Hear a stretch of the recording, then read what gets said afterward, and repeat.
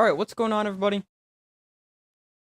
We are live for the Showboats and the Stallions. They are a couple minutes in. Stallions getting their first possession of the game. Adrian Martinez, their starting quarterback this week. But both are expected to see playing time.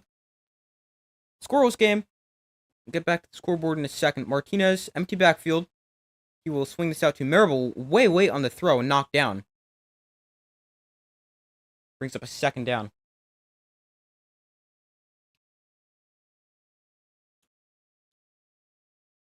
Also, something I was just doing a second ago, which delayed me a little bit. In previous streams, I have noticed that my audio was way ahead of my video on my stream. So I was playing around with that. I think I've got it pretty good. I don't think it's perfect, but a lot better than it was. I just had to add an audio delay so it's synced up. 3rd and 10 after another incomplete pass.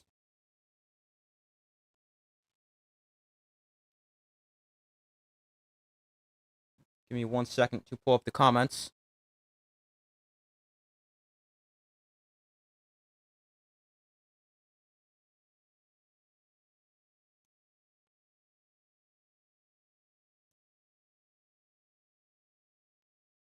So 3rd and 10, a little under 12 minutes to go in the first quarter, scoreless game.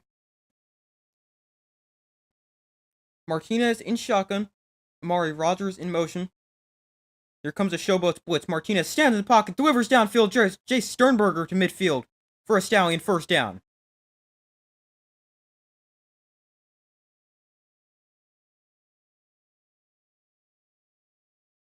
Nice throw and catch on the first completion of the game for Adrian Martinez, finding arguably the best tight end in the UFL. He's gotten off to a quiet start here this season.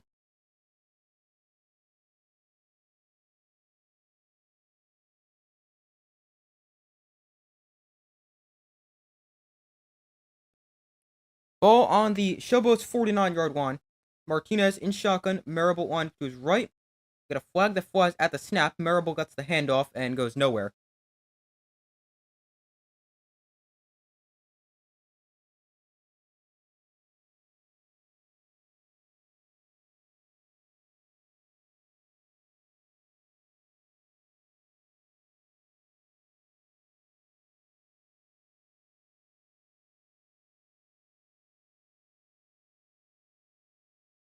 All right, hold on 1 second.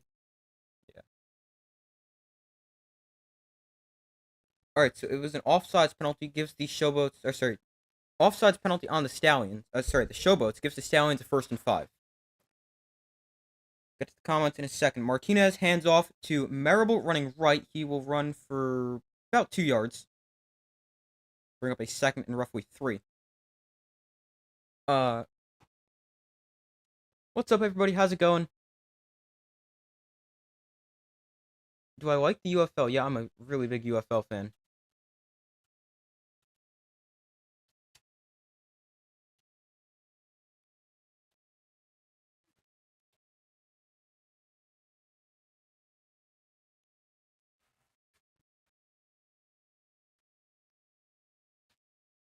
So 2nd and short. Martinez to throw again. Got time. Gonna take a shot down the field. That is incomplete. Overthrew Marlon Williams. How good are the Stallions besides champions? They're really good. I would say they're probably the best team in the league. It's close. There's some other really good teams here, but I definitely think they're a step above some of the other top teams like the Brahmas, the Battlehawks, teams like that. But they're definitely a really good team. 3rd and 2. Martinez in shotgun. They brought a blitz last 3rd down. Williams in motion. Martinez on the option. He's got it up the middle. Martinez still on his feet. Martinez stumbles down inside the 20. Such a dangerous runner. His first carry of the game there. With a big Stallions 1st down. Sets him up inside the red zone.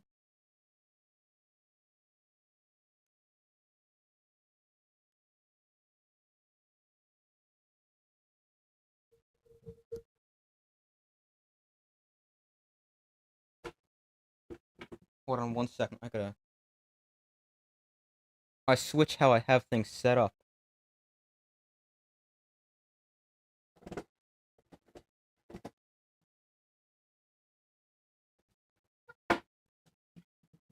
Alright, 1 second. Martinez looks to throw. He's under pressure, going to roll out to his right, way behind the line of scrimmage. Martinez looking, and he will throw and complete a pass to Marable for a pickup of 4. Didn't look like he had anywhere to go with the football, but he's able to find his running back out of the backfield for a pickup of 4 to 5 yards.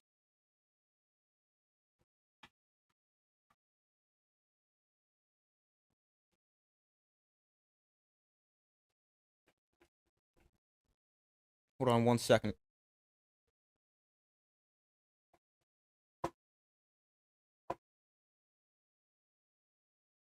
Alright, there we go. That's much better.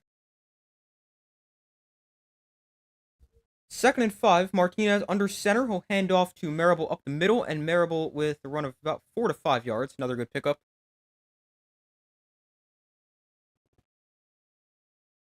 Just popped in, hit the like button. Have a good stream. Thank you. I appreciate that.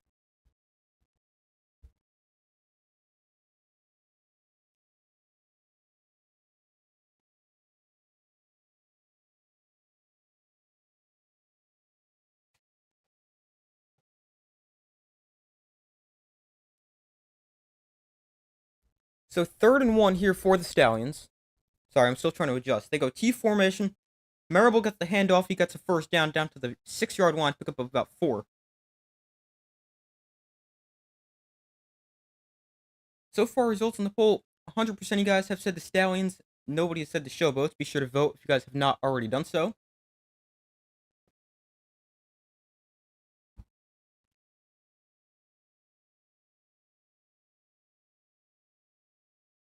First and goal, Stallions. 7 minutes to go in the first quarter. Current drive, 9 plays, 65 yards. That's taking 5:50 off the clock.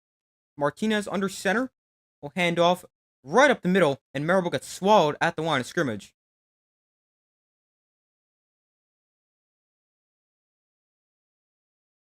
Defensive tackle number 94. I believe that's John Akins, who was an all USFL defensive tackle a season ago. I believe that's who that was with the stop. 2nd and goal here for the Stallions.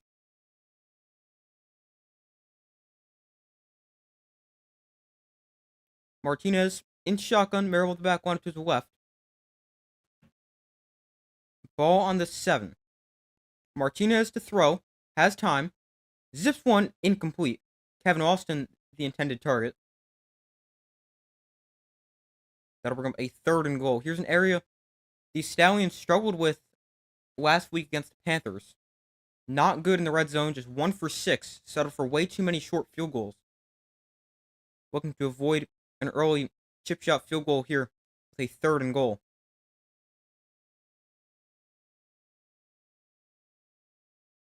Martinez, 2 of 6 passing for 27 yards.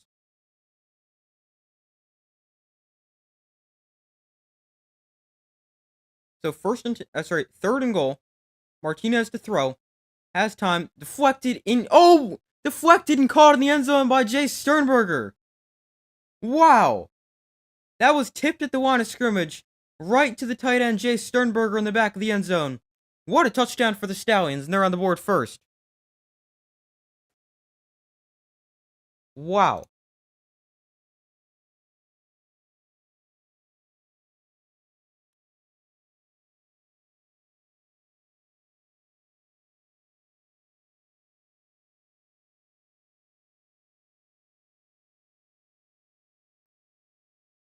So now here for the extra point, obviously remember you can go for 1, 2, or 3. 1 from the 2-yard line, 2 from the 5, or 3 from the 10. Stallions opting to go for 2. From the 5, Martinez looks to throw. Pump fakes. The second time. Now this is deflected, and it's intercepted off the deflection. He's taken down right there. And that is how the Stallions' opening drive ends. Also, just realized never put the ball marker up. Showboat's going to get the ball now.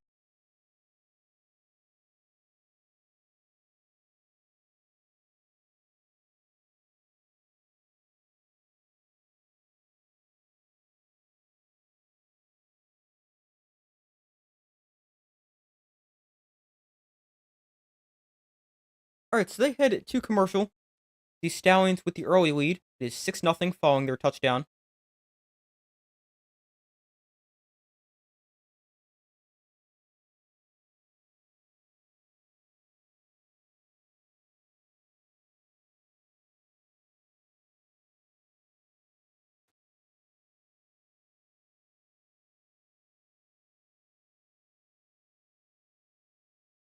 Now, as far as the quarterbacks go for the Stallions, I really have no idea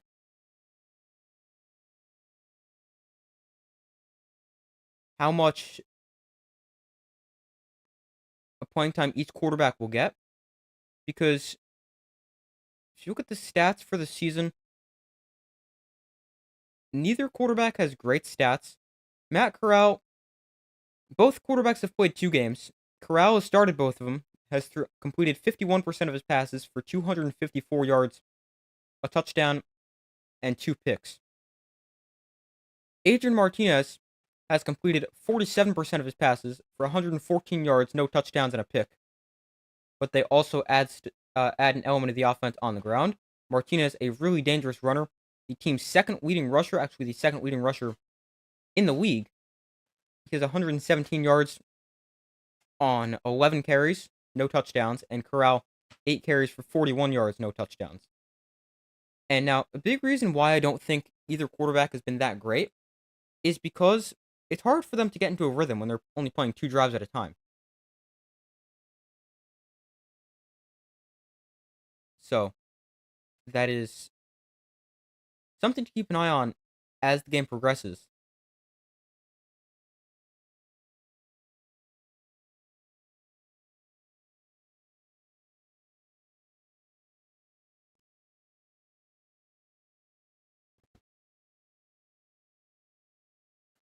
So the Showboats gonna get the football trailing 6-0.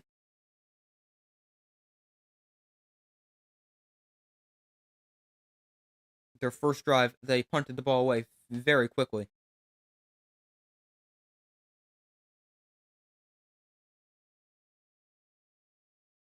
So Stallions up 6-0, 5:36 to go in the opening quarter. Chris will kick off. And here is Williams on the return from the 6. Williams with some blockers gets away into the outside across the 30. Williams still on his feet, eventually tracked down at the 39. Good return there for the Showboats. That's Case Cookus and the offense up with good field position.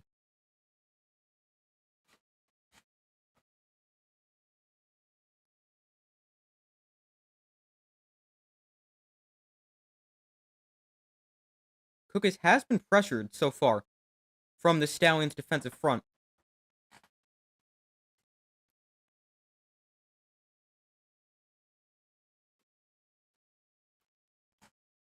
He's been sacked twice and also knocked down twice. 1st and 10 for the Showboats. Cookus off play action. Pressured again and taken down for the 3rd time this opening quarter. Back at the 31, Case Cookus goes down. And he looks hurt after that one.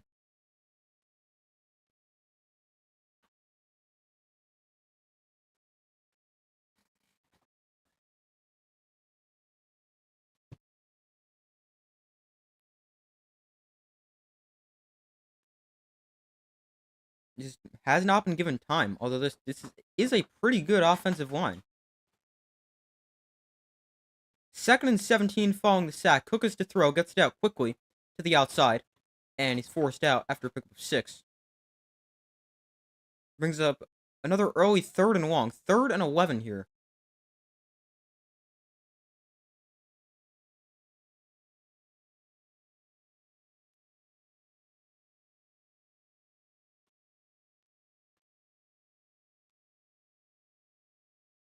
Third and long for the Showboats.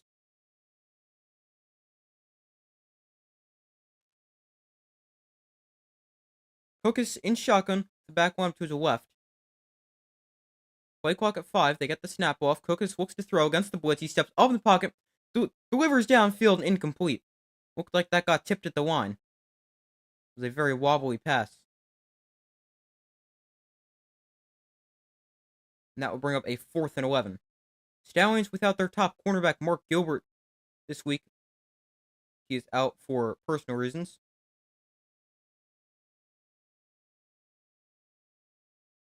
Cougars took a hit there against the blitz, but they actually did a pretty good job of picking it up at least early and giving him at least some time to throw the ball. 4th and 11. The Showboats send on the punt unit.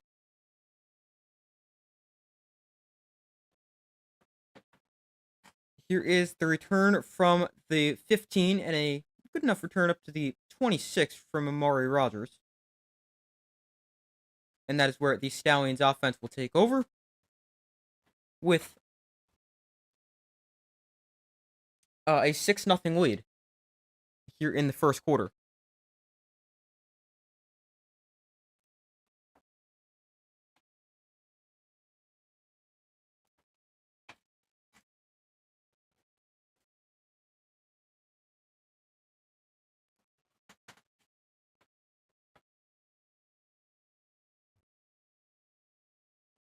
So far, results on the poll.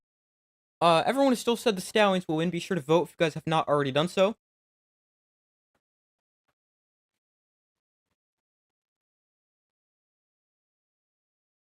And I also put a poll out in the community tab of my channel. You guys can be sure to frequently check for polls, updates, anything like that. And for this game, 64% of you guys said the Stallions will win. 36% said the Showboats.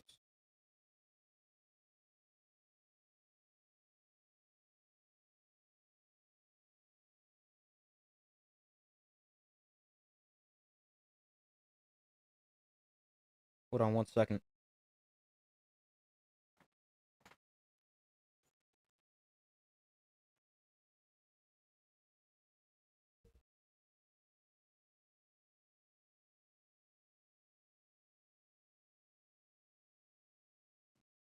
So the Stallions, they take over for their second drive. Their first drive went 12 plays, 66 yards, and scored a touchdown. The Showboats actually -9 total yards so far. They've gone 3 and out both drives. 2 plays, 6 yards, -9. 2 drives, 6 plays, -9 yards.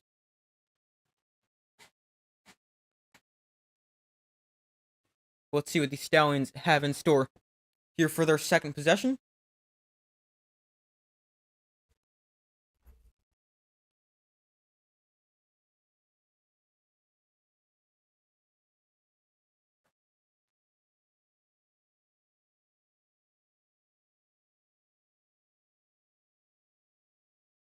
So the Stallions still have Adrian Martinez in at quarterback. They've been using a 2-quarterback system to start the season. Martinez remains in for his second drive. Got his first start of the game today. He's been splitting time with Matt Corral. 1st and 10 from the 28. Martinez will look to throw. Gets it out quickly. That is caught by Deion Kane for a pickup of about 9. Kane, the USFL championship game MVP last season.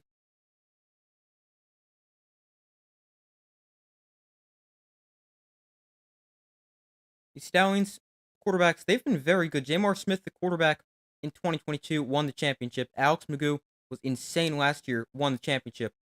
And now they've got two quarterbacks who are really good, Matt Corral and Adrian Martinez. Martinez on the option, got to cut inside, a fumble the ball, scooped up by the Showboats.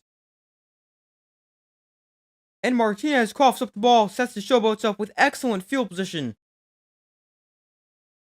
Defensive tackle number 99, John Akins, with the recovery. And maybe that's what the Showboats need to jumpstart their offense. Some good field position.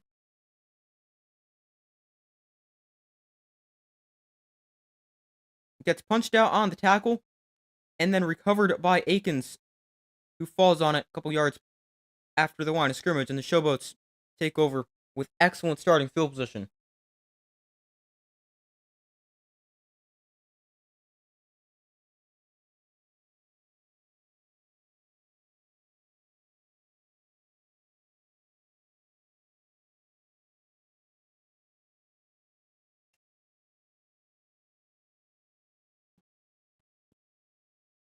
Might be the first fumble of the year for Martinez, although he runs a lot. Let me check.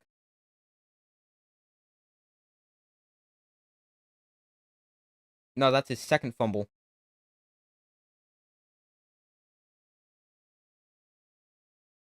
He's actually the only guy on the team to have fumbled, I believe.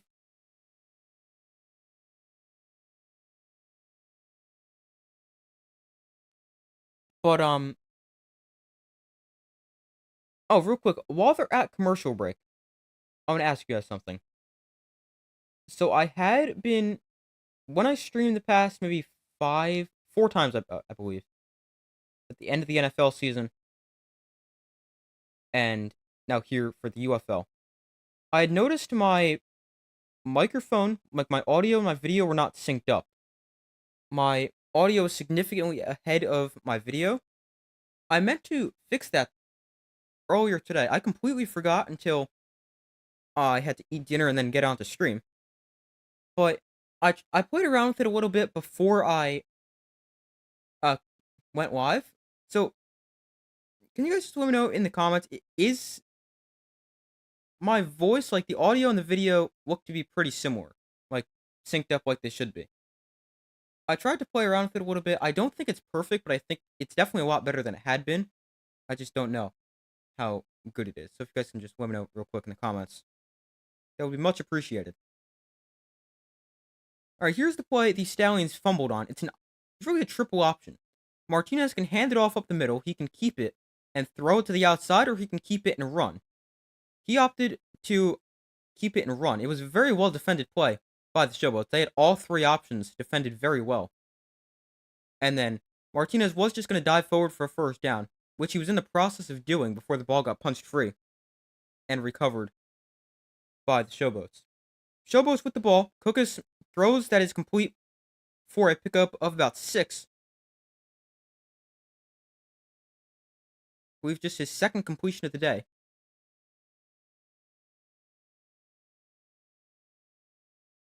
Let me pull up the Showboats roster real quick because some of these receivers I'm not completely familiar with. Do that after this upcoming play. 2nd and 4. Empty backfield for Cookus. They got a free play here. Stallions come across. No, they got play blown dead. Cookus is upset. He wanted that free play. I don't blame him. Why would they blow that dead?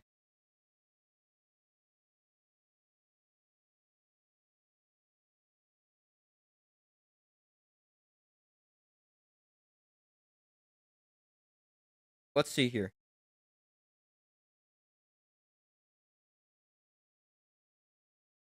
Oh, because a lineman moved. So that's why. It gives him a neutral zone infraction. I don't know. I don't love that rule. That's just how it is in all football. But I'd much prefer the free play. Cookus really wanted the free play, but it ended up getting blown dead. Cookus to throw here. He's got time to the outside. That is caught by the tight end, Sage Surratt. And he is out of bounds after another 6-yard pickup. Showboat's actually going the ball, moving the ball the right direction here. After totaling minus 9 yards on their first 2 drives. They picked up 18 yards on a few plays so far on their 3rd drive.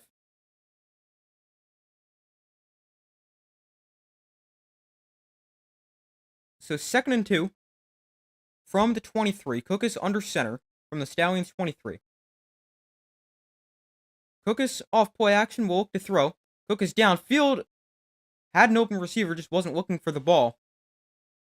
And Cookus can't believe it.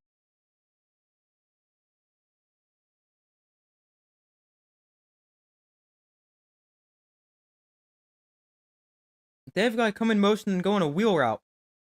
He's wide open, but he's just not looking for the ball.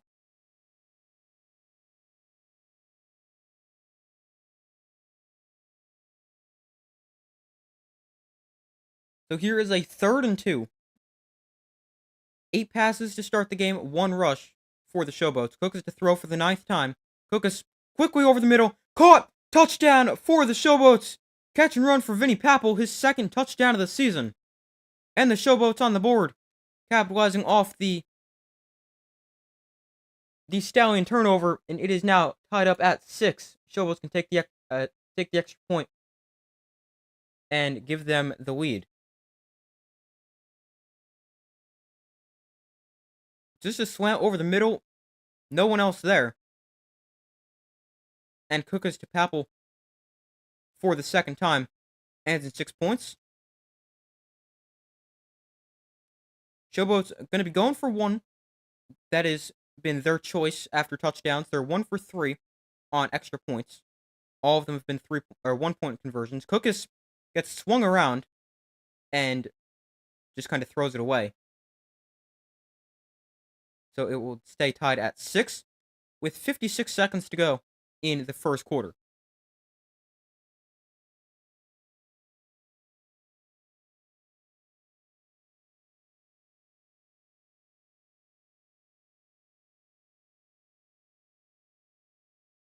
But the Showboats, they tied up after the Martinez fumble.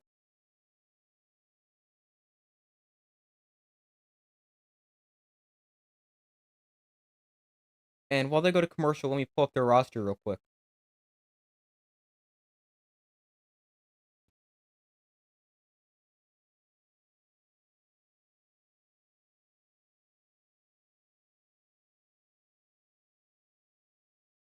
All right, hold on 1 second.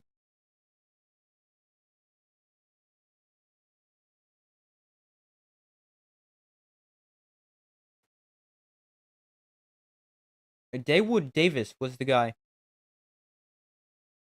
who was wide open but wasn't looking for the ball, number 2. But the Stallions are going to get the football back. The game now tied up at 6.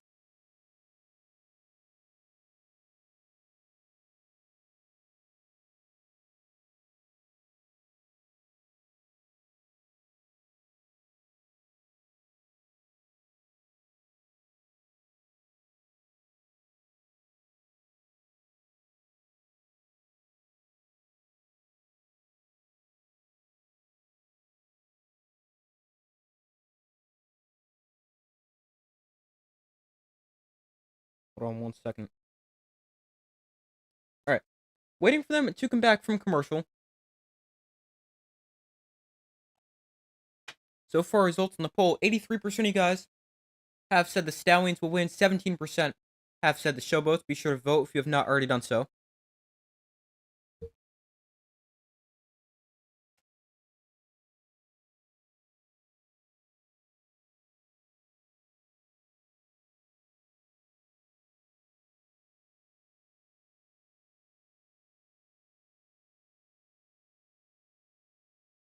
All right, they're back from commercial.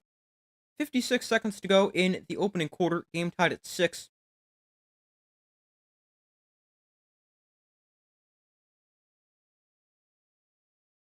Now, interested to see who comes out at quarterback for the Stallions this drive.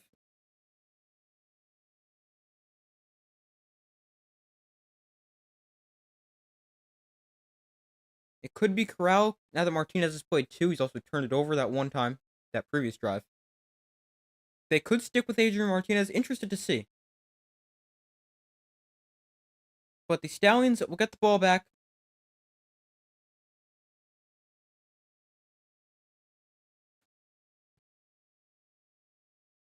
The kick here is going to be returned from about the 15. A shorter kick on the return up to the 31. Good coverage there by the Showboats, and that is where the Stallions offense will take over.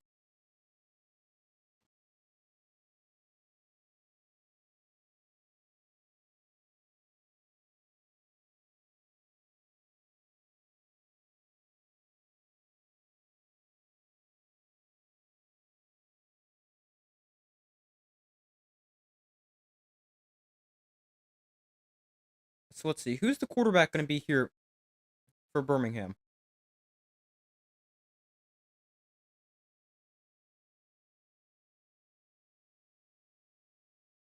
They're interviewing Case Cookus on the sideline, who's explaining that touchdown. It's pretty simple. Man coverage, no one in the middle. Papel wins on the route, gets inside. Pretty simple.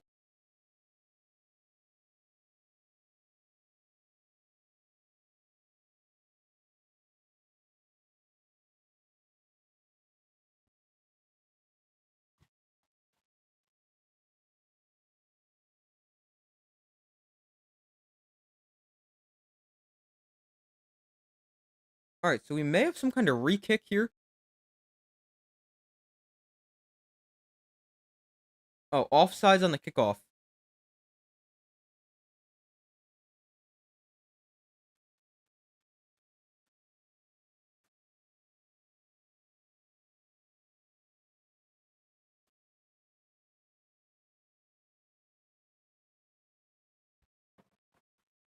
So looks like we're gonna get a re-kick.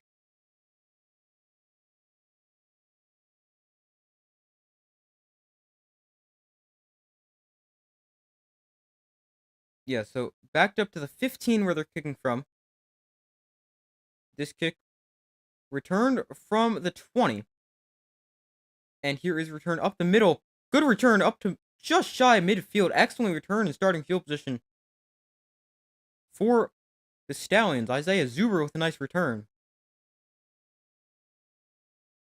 And ends up being a good decision from the Stallions to take the penalty and force him to re-kick. Martinez comes out for his third drive. Yet to see Matt Corral. I do expect to see him at some point.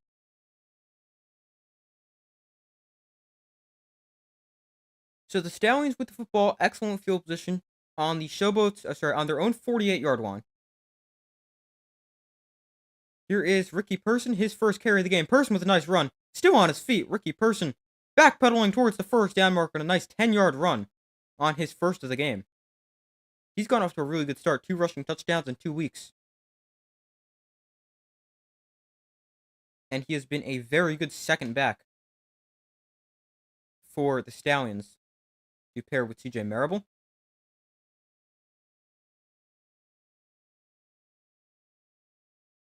20 seconds to go in the first quarter. Could potentially be the final play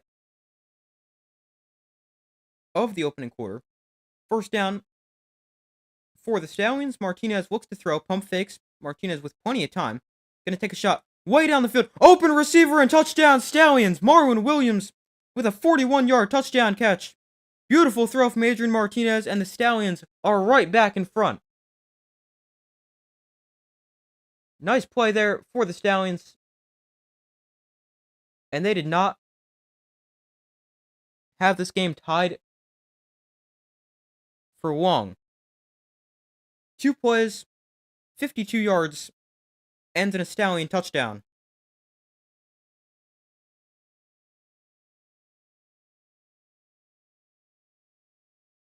Really nice play.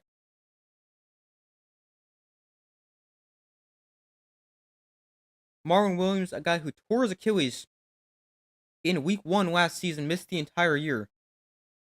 Back with his first touchdown catch of the season. The Stallions again going to opt to go for 2 from the 5-yard line.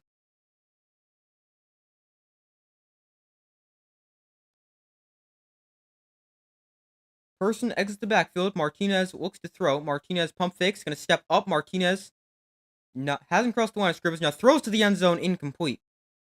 Off the hands of the defender.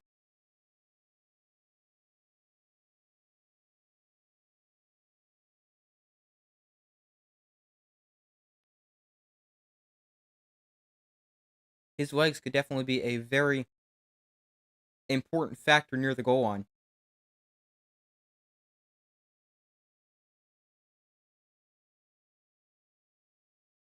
That is a really nice throw from Adrian Martinez.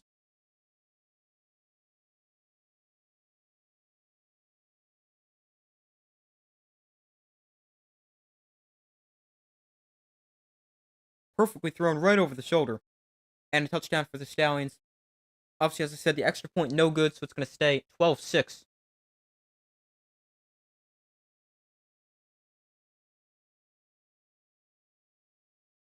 And the Stallions are back in front.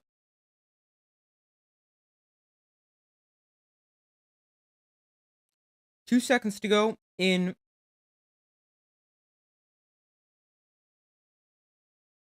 the opening quarter.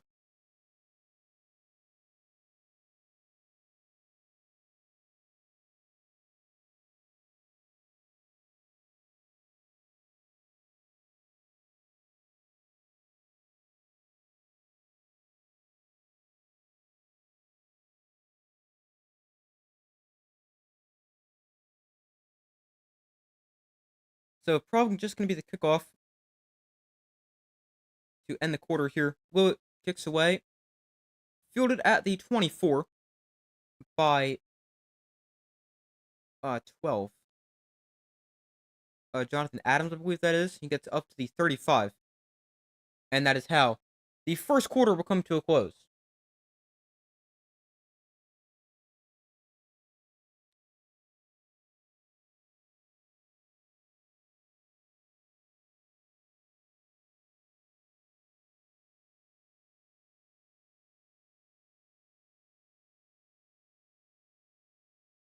So at the end of the first quarter, the Stallions lead this one 12-6. The Showboats going to get the football.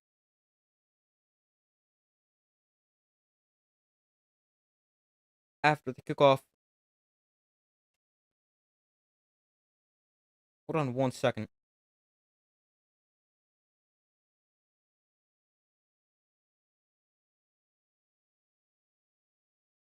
I'm going to pull up a different version of the Showboats roster where I can filter it by number. It'll be a lot more convenient. All right, there we go. But that was, in fact, Jonathan Adams who returned the kick.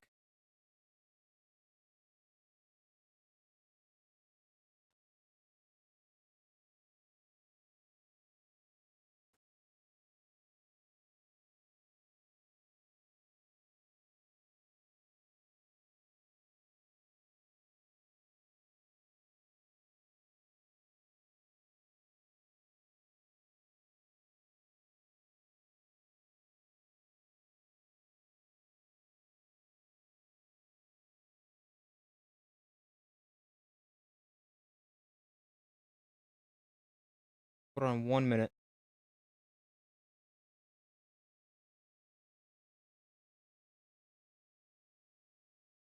The Stallions, much better statistically in that first half, although only a 6 point, or sorry, that first quarter, only a 6 point game though. They have outgained the Showboats by about 100 yards, 99 to be exact, 126-27.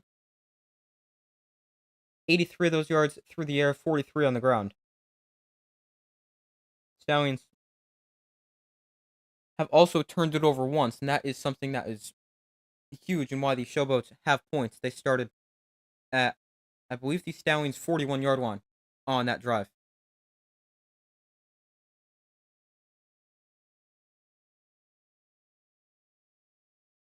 Showboats also very pass heavy in that first quarter, just one rush attempt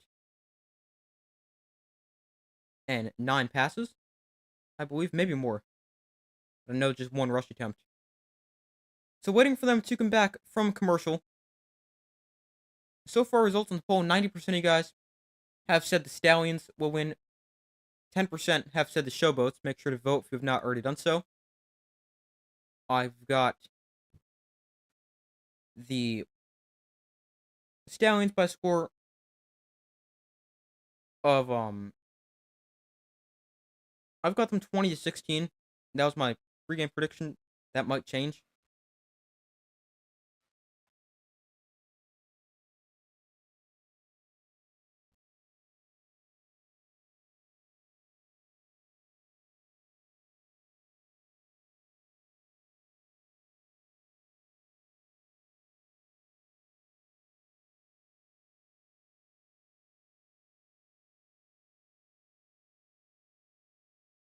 Mike Pereira, the UFL rules. I don't know what his official title is. They're rules expert. It's his birthday today. So happy birthday, Mike Pereira. 1st and 10 from the 35 for the Showboats. Quick throw to the outside, caught by Davis. And Davis forced it to bounds after picking up 8 yards. on the catch and run. There is Victor in the game for the first time at running back, or at least I think the first time.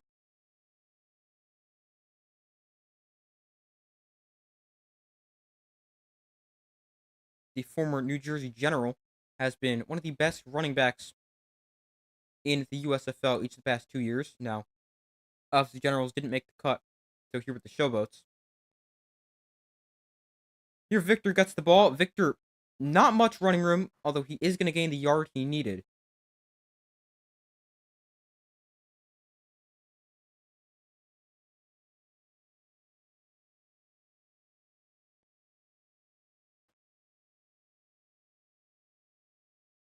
Victor got off to a very slow start with the Showboats, but has been limited quite significantly due to an ankle injury that has seen him miss time. Don't even think he played last week.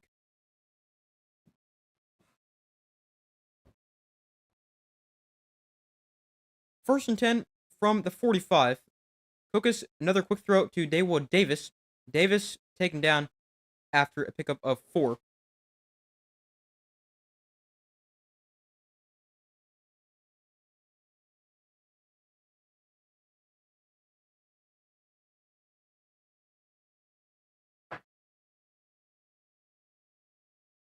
So here is a 2nd and 6.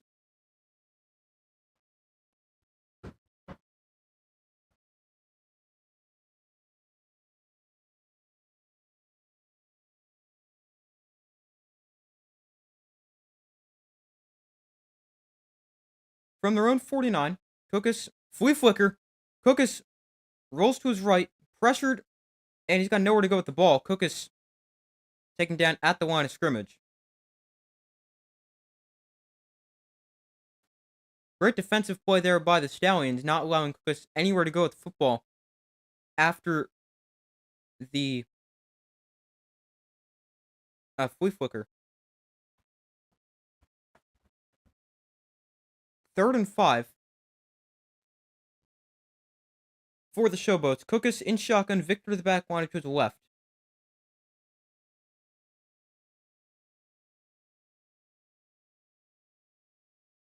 Cookus looks to throw. Cookus rolls to his right. Cookus on the run. Cookus is going to get forced out of bounds at the line of scrimmage. There's a flag down on the play.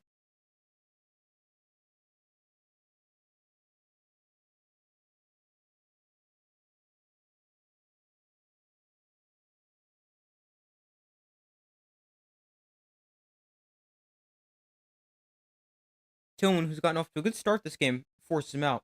Stallions defensive end.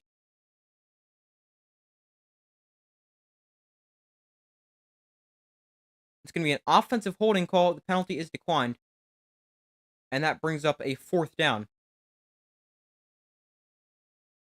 And the Showboats will be forced to punt it away for the 3rd time.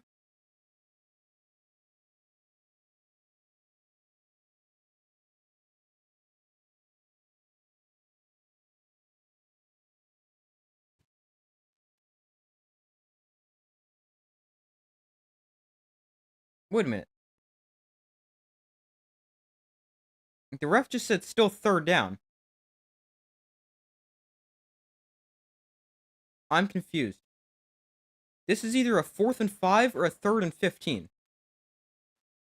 Alright, so apparently these Stallions have now accepted the penalty. It's 3rd and 15 from their own 40. Okay, that's confusing. Don't know why they couldn't have just said that the first time. Cook is to throw on 3rd and long. Pressured, throws downfield. That is... Holy cow, they converted. Jonathan Adams with a 16-yard catch there on 3rd and 15. Good tight window throw by Case Cookus and a 1st down for the Showboats. If I'm the Stallions, I would have just declined it the first time. Not had to worry about this. That's a nice throw from Cookus. He's got 71 yards and a touchdown passing. Cookus pressured underneath, that is incomplete. Looking for Vinny Papel as the the Showboats' only touchdown so far. Cook is hit there again. Been hit a lot.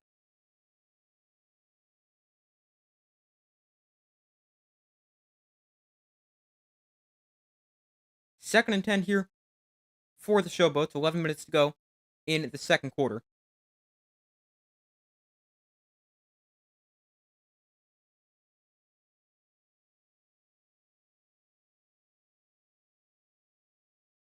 So second and 10, play clock at 1. They get the snap off, hand off to Darius Victor, and he slips and taken down for a loss of 2 on the play.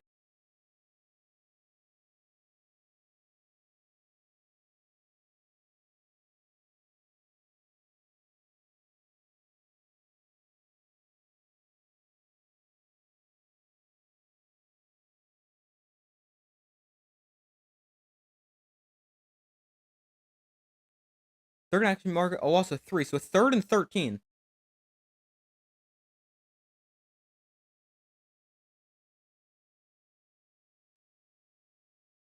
They converted 1 third and long already this drive. Let's see if they convert another. Cookus looks to throw on third and long. Has time.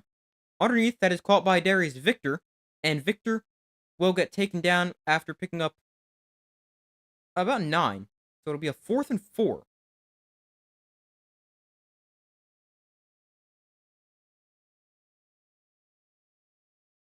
DeMarcus Gates with the tackle to keep him short. They're going to rule it at 4th and 5. Let's see what the decision is here for the Showboats. They're going to send on the field goal unit. Matt Coughlin this season, long of 51 yards. He's 6 of 7.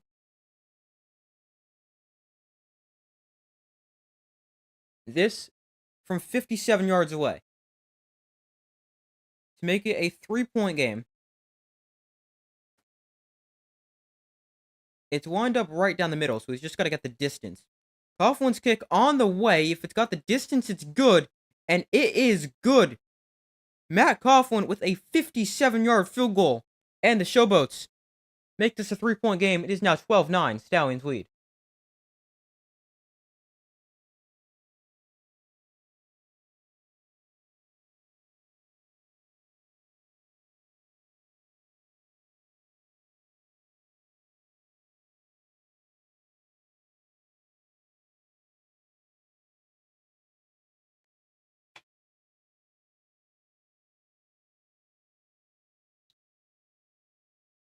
There has definitely been some good kickers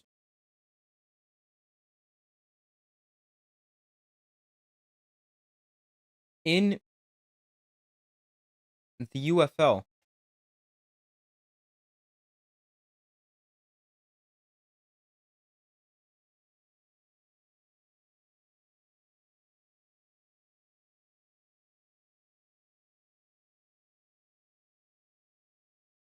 I mean, obviously, I'm sure we all know about Jake Bates, the Panthers kicker, who has made field goals from 64, 61, and 59, I think.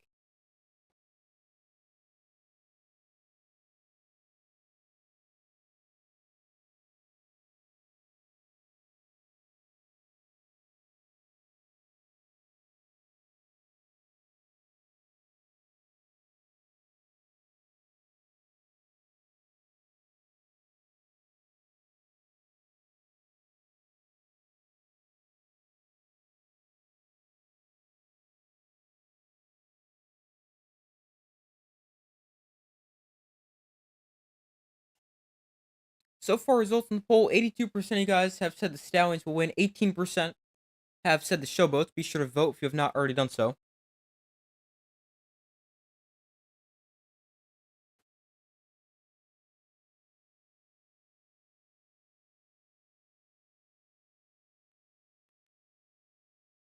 we wait for them to come back from commercial here.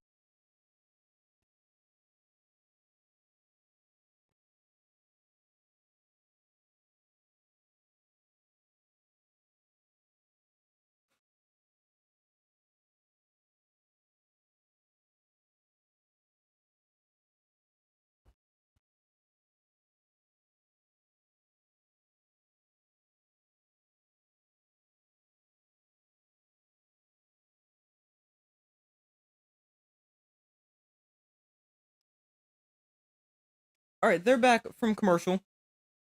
Stallions with a 3-point lead, 12-9. Here in the second quarter. 9:07 to go. Here's Deion Kane on the return. We got a trick play to flip backwards. And here is the return all the way up to the 37-yard line.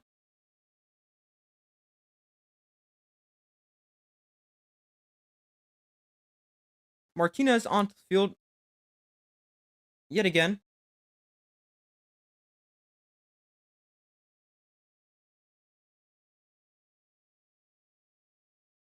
Yet to see Matt Corral. I mean, Martinez is playing well. 5 for 9, 83 yards, 2 touchdowns, no picks, 24 rushing yards, though has fumbled.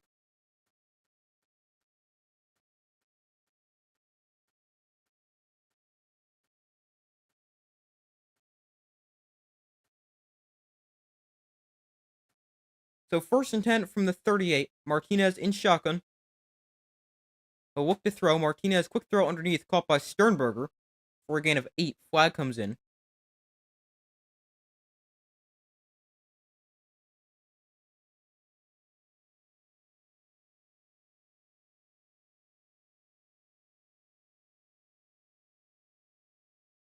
This will get wiped off the board and back him up 5. It's an illegal shift for the Stallions.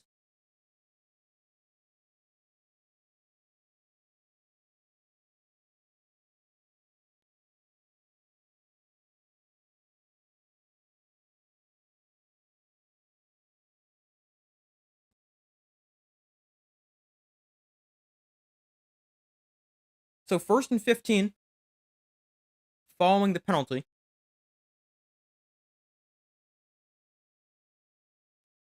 Martinez underneath there. Sternberger again. He's going to break a tackle. Break 2 of them, actually, before he's taken down. Good running for Sternberger after the catch. He gains 14.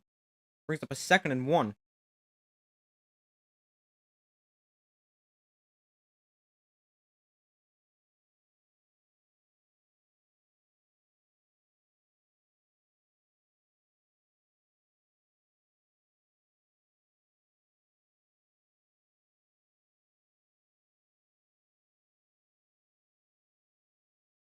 Second and 1 for the Stallions. Ball on their own 47.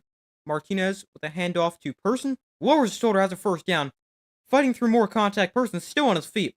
Taken down at the 46. Nice running for Ricky Person Jr. and a 1st down for the Stallions.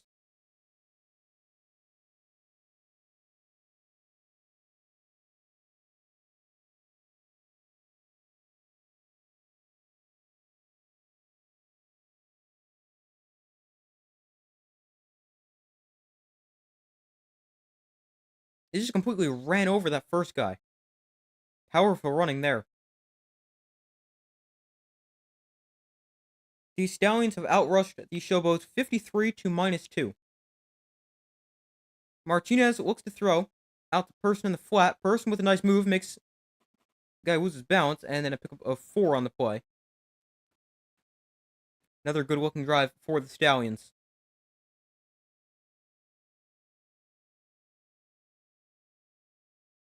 Here is a 2nd and 6.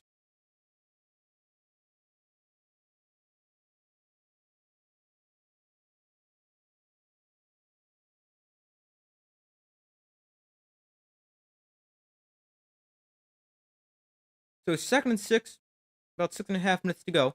Here's another carry for Person, and he's going to run for about 5. That's 3 straight plays he's touched the ball, 3 productive ones as well. 3rd and 2 for the Stallions. Here's 6:15 to go in the first half. They get to the line quickly. Still 20 seconds on the play clock. Martinez in shotgun. Person back on it to the left. They'll toss the Person running left, and Person is going to be close to a 1st down. Let's see. Where did he go out of bounds? I think he got this. But this is going to be close.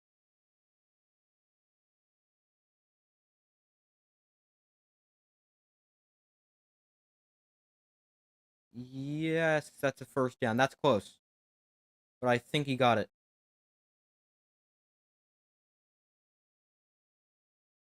Yeah, as you see, their measurement with the chip in the ball shows just enough for a first down. 1st and 10, play clock at 2. They get the snap off. Martinez with time. Martinez throws down the field, incomplete. Off the hand of Sternberger and incomplete. I do like how they're trying to get him involved. He's been pretty quiet to start the season.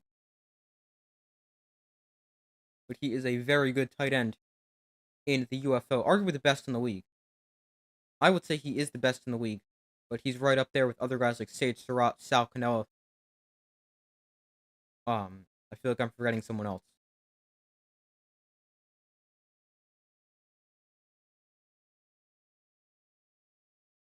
I feel like I'm forgetting somebody else who's really good at tight end. I just can't remember now. All right, never mind. 2nd and 10, Martinez to the outside. That's caught by Deion Kane. And Kane swung around before he's forced out of bounds.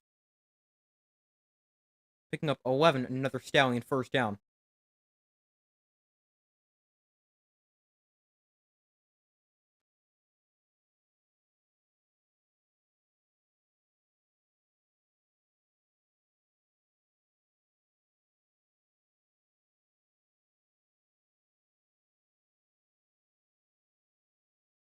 First and 10 from the 25.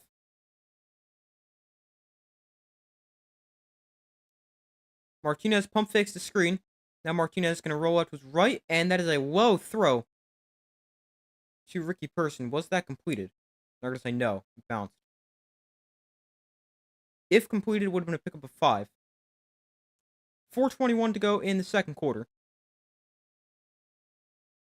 Martinez breaks 100 yards passing for the first time this season with 112 already. I mean, I know that's not much, but he hasn't been the greatest passer, although he's shown much improvement so far this game. From last game to this game.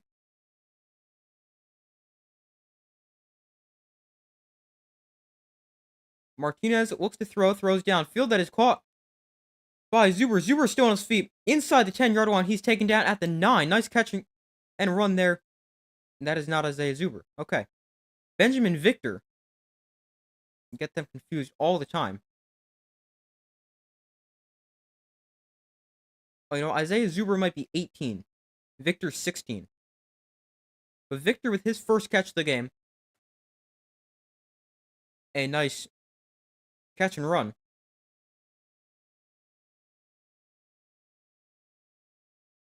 Sets the Stallions up 1st and goal. Just inside the 10. Martinez under center. He will hand off to Ricky Person. Makes somebody miss in the backfield. Spinning his way inside. All that to gain nothing. Brings up a 2nd and goal.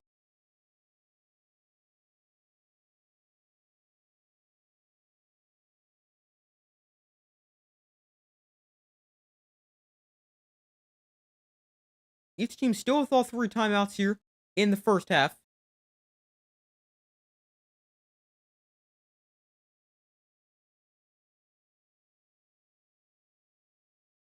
Second and goal, 2.5 minutes to go in the first half. Martinez in shotgun, play clock at 3.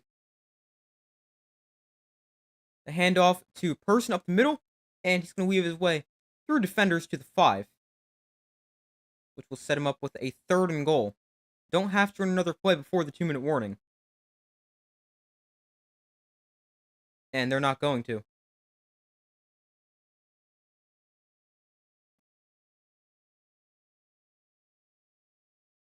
Actually, I think we have an injury stoppage. That's why. They stop play here. But 2:19 to go in the first half. Stallions lead this one 12-9. And in a good position to potentially extend that lead with the ball on the 5-yard line. With a 3rd and goal. Scored 2 touchdowns already. And they have 189 total yards. Compared to just 63 for the Showboats. Yeah, only a 3-point game.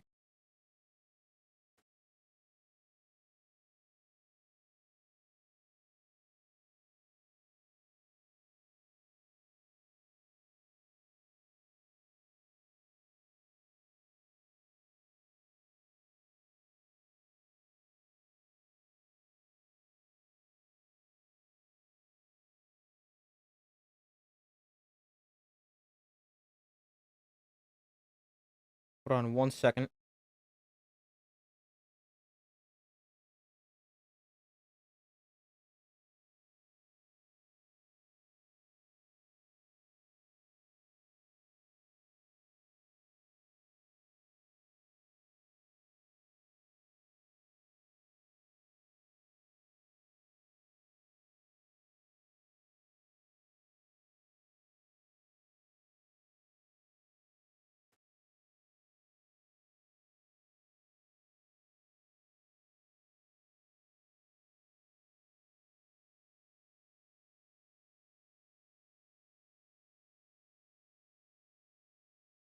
Alright, so waiting for them to come back from commercial. Stallions up by 3. Wait, in the second half. Sorry, the first half. About 2:20 to go in the first half. Each team still with all 3 timeouts remaining.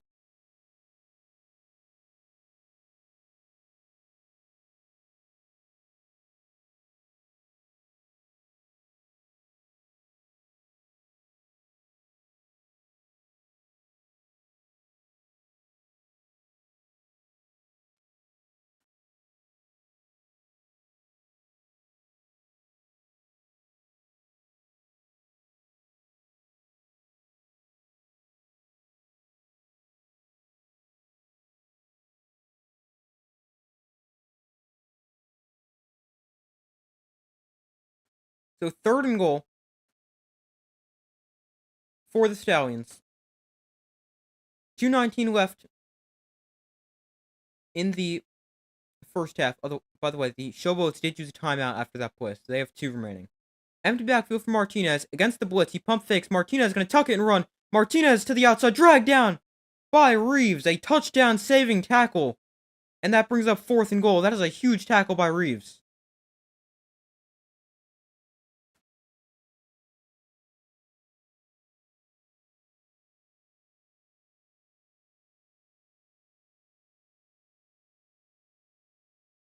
So now decision time here for Skip Holtz and the Stallions. Do you go for it on 4th down from about the 3-yard line? Or do you take the points and go back up by 6?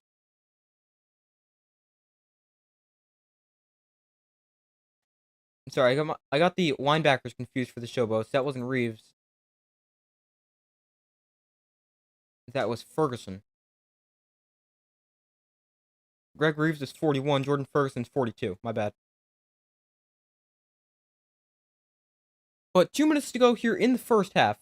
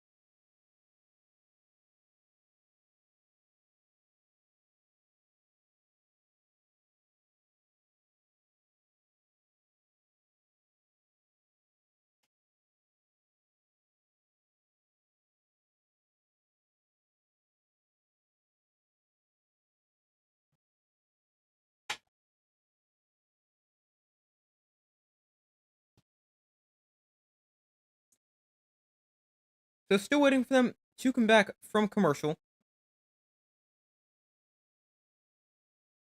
Go for a touchdown. Let's see what their decision is here. 2 minutes to go.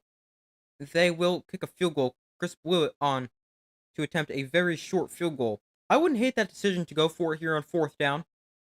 Try to extend the lead.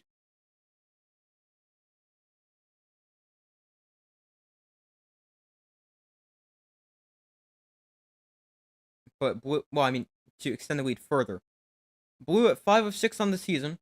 This is a very easy field goal. 22 yards from the left hash. And Blewett's kick right down the middle. So, 15-19 Stallions lead as they add 3. And again, it is a 6-point game. It's actually only been a 6-point game or tied.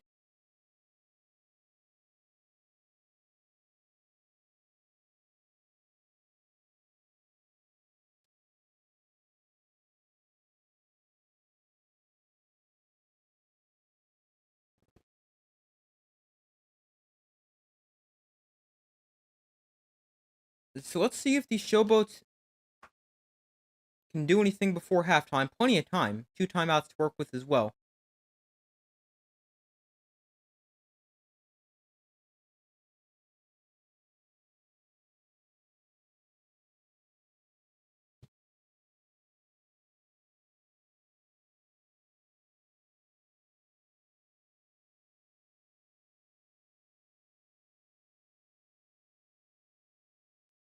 So, minute 56 to go.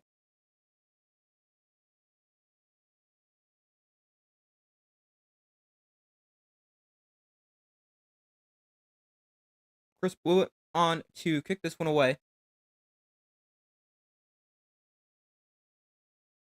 And this kick will be returned from roughly the 5. A big kick.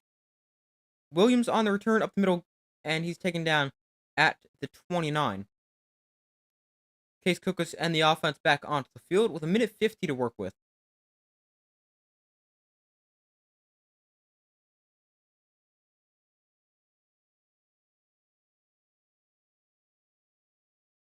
Case Cookus has been very good in the USFL so far.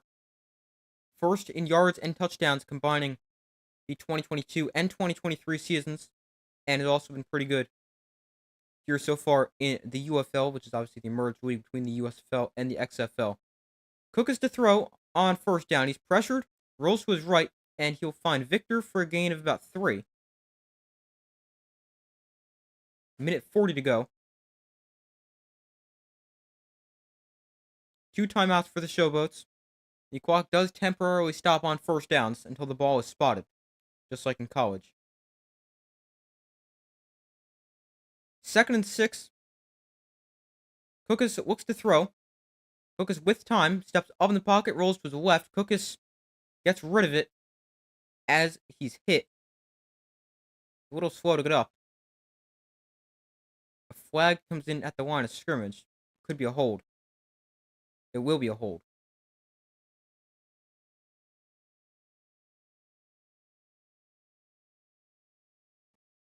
So it's a holding on the Showboats that will back them up 10.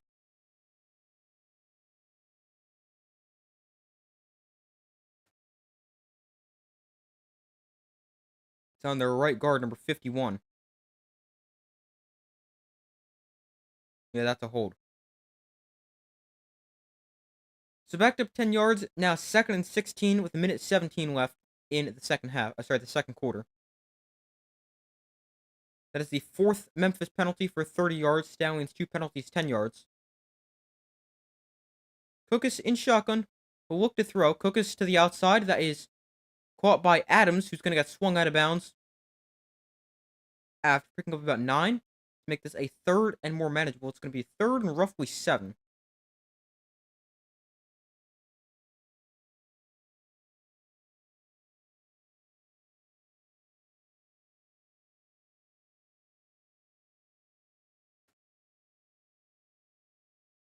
Yeah, so 3rd and 7 here for the Showboats. A minute 11 to go.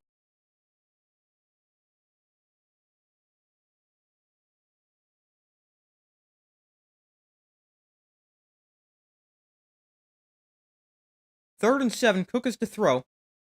Cookus pressured underneath. That is caught by Adams again. Can they get there after the catch? Yes, he can. He's got a first down. Clock stops. He goes out of bounds at the 41. A nice catch and run there for Jonathan Adams. Showboats move the chain, stops the clock as well with a minute 3 left.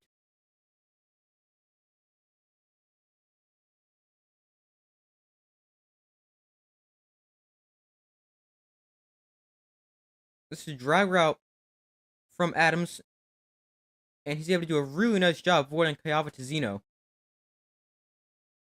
a really good Stallions linebacker. Cookus downfield again. There's Sage Surratt with the catch inside Stallions territory to the 34. 57 seconds left. Clock temporarily stops on the first down.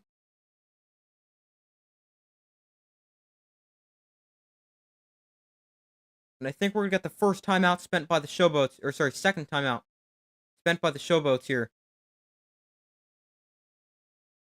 Stops the clock with 57 seconds left. And they head to commercial. But a really nice few plays in a row for the Showboats.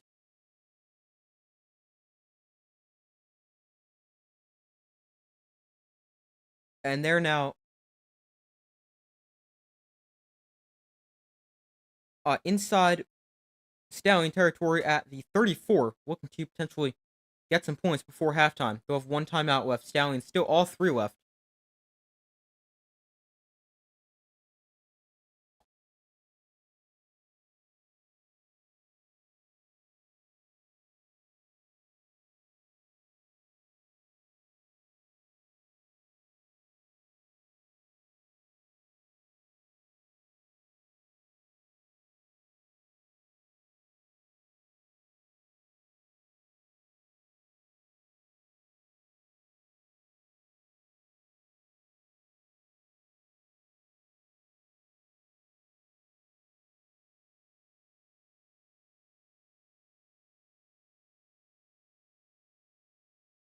You have 57 seconds left after the timeout called by the Showboats. They'll have one remaining. Stallions with three left.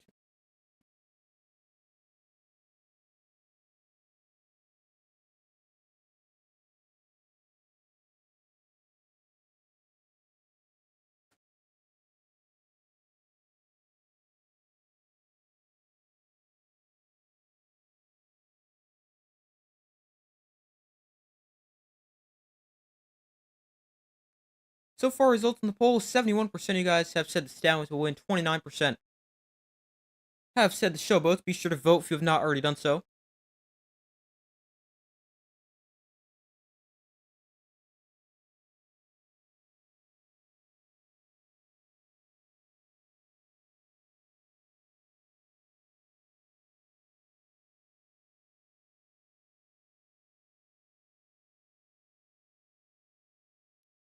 So 1st and 10 from the 35. Cookus in shotgun. Victor the back line to the left. Here comes a blitz. Cookus with time. That is deflected at the line. Incomplete. Looking for Dawood Davis. About 12 yards downfield. That's incomplete and stops the clock with 52 seconds left in the second quarter.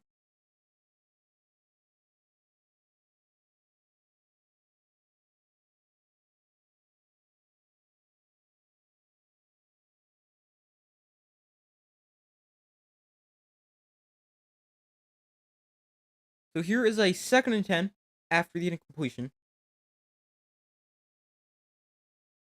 Play clock at 3. Got the snap off. Here comes another blitz. Cookus hit this time. Lets one go towards the end zone. Incomplete. Davis the target again.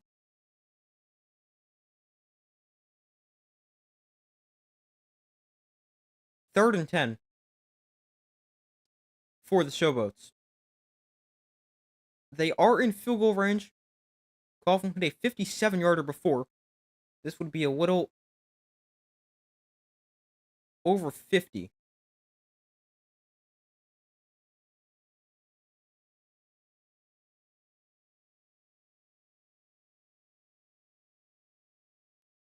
Showboats 3 of 6 on 3rd down. So here comes another blitz. Cookus downfield, incomplete. A flag comes in. That's going to give him a 1st down.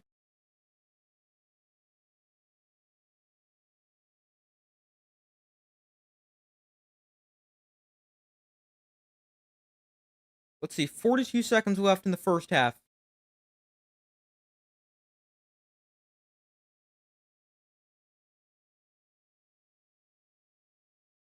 We got defensive pass interference. Neville Clark, number 14, gets called for the penalty. Yeah, he gets there early.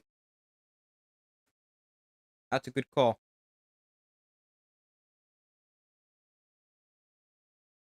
He's trying to make a play on the ball, potentially jump the route, but he just gets the contact there too early. 1st and 10 for the Showboats. Cookus to throw. Cookus rolls to his left, avoiding the rush. Throws towards the sideline, caught by Surratt. No, sorry, that's Vinny Papel. Clock continues to run, 30 seconds to go. Gain of 7. 2nd down and 3. Now the clock has stopped. Did it really get out of bounds? Not really sure. 2nd and 3. Cookus to the outside. Incomplete, looking for Papel again. 25 seconds left.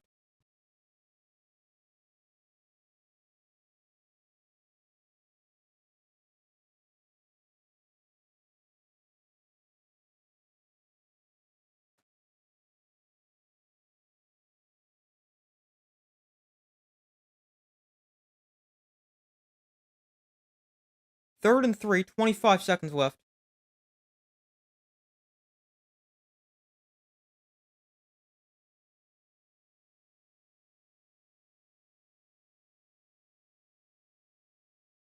Cookus to throw.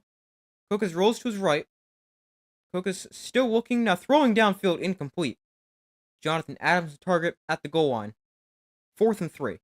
Wait, I thought that was 2nd down.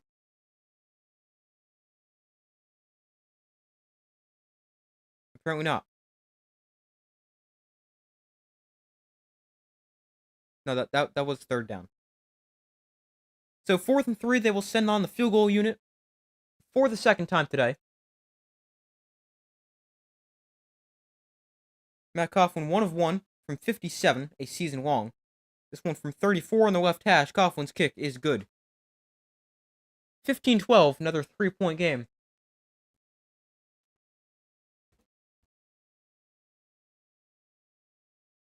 "14 seconds left in the first half.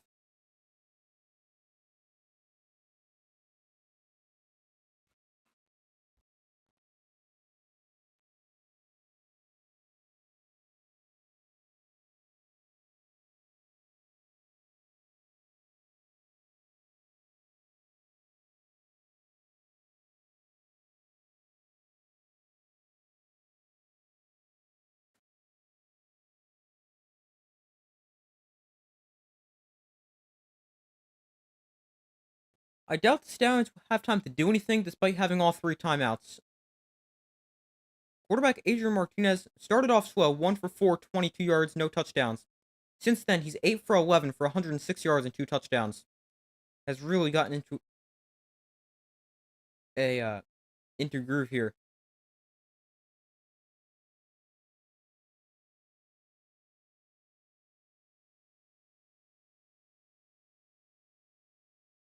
So 14 seconds left. Unless they get really good field position, don't expect them to do anything. Because you've got to take in time on the return. Probably going to be about 7 to 8 seconds. That'll put you down to maybe 2 plays if you're lucky. The kick will be fielded by Zuber at the 15. Zuber on the return up the middle of the field, and he swung down at the 36. As I said, a 7-second return. That leaves him with 7 seconds left.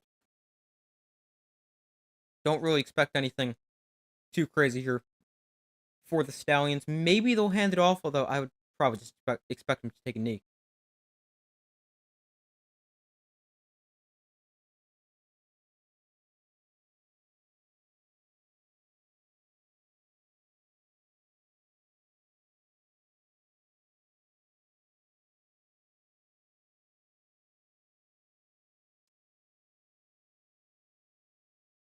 They will run a play here. Empty backfield for Martinez.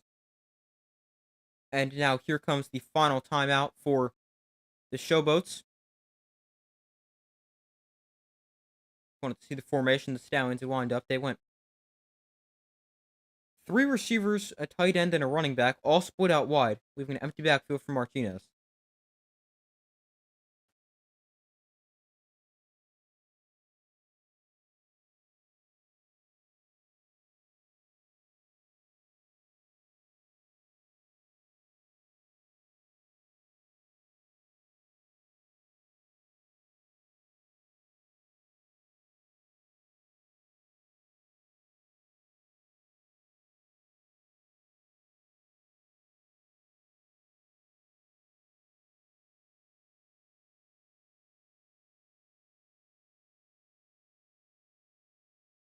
First and 10 from their own 36. Martinez looks to throw. Has time. Throws down the field. That is caught. Oh, wow. They caught it out of bounds. Dion Kane with the nice over-the-shoulder catch. And they're out of bounds inside field goal range with 2 seconds left. Wow. 5 seconds that play took. A beautiful over-the-shoulder catch. Did he get a second foot down, though? Let's see. This is going to be close. Yeah, he did. He dragged the toe. Really nice throw. Really nice catch. From Adrian Martinez to Dion Kane. And the Stallions now in field goal range. Chris Blewett comes on for a 45-yard attempt.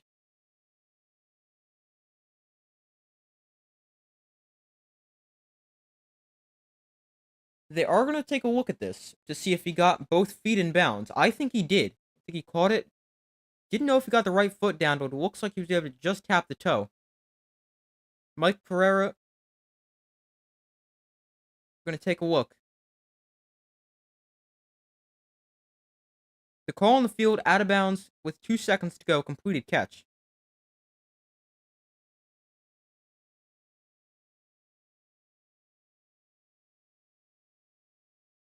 That is close.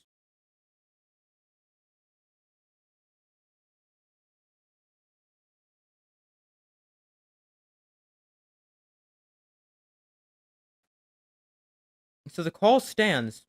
What a play for the Stallions. I was not expecting them to do anything. What do I want to throw a big pass downfield and get into field goal range? So Chris Blewett comes on for a field goal.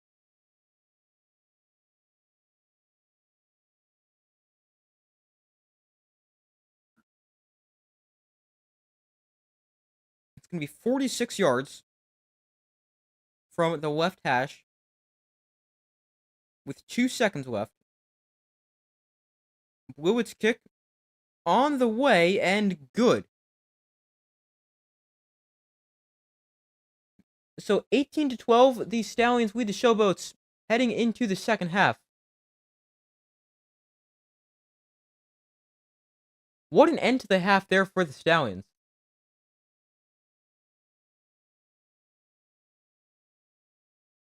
Just to throw a big pass down the field, then get a field goal out of it. I was not expecting them to do anything. But I'm going to go take a quick break, as I do at halftime of every game I stream. And I will be back in a couple minutes to go over stats from the first half, updated score prediction, and obviously the second half. So I'll be back in a second.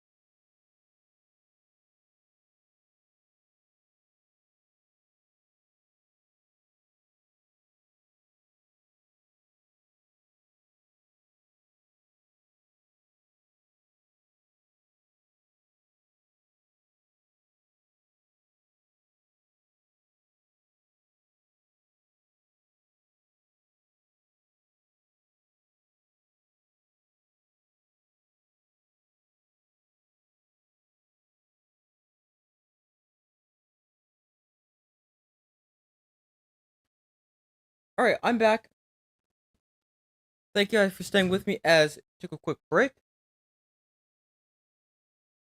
So at halftime, the Stallions lead the Showboats by a score of 18-12.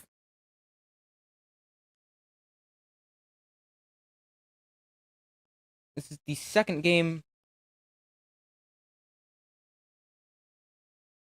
of week 3.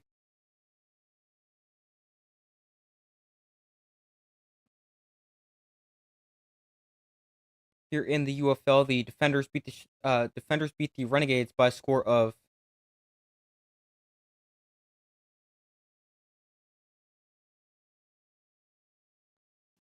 29-28 earlier today.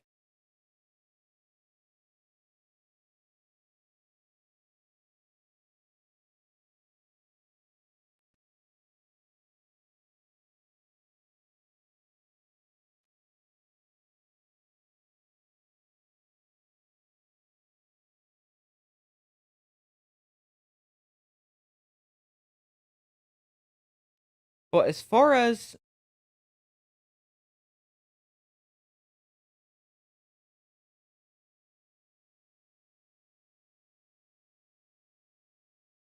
this game goes, we got the Stallions leading 18-12 at halftime.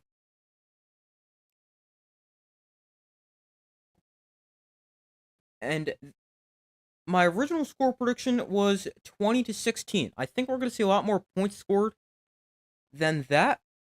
I mean, both defenses have been very good so far in the season, although offense has been good so far in the game.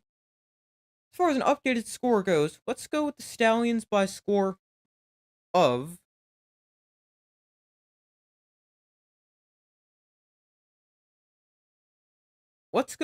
32. Let's go. Actually, let's go 29-22.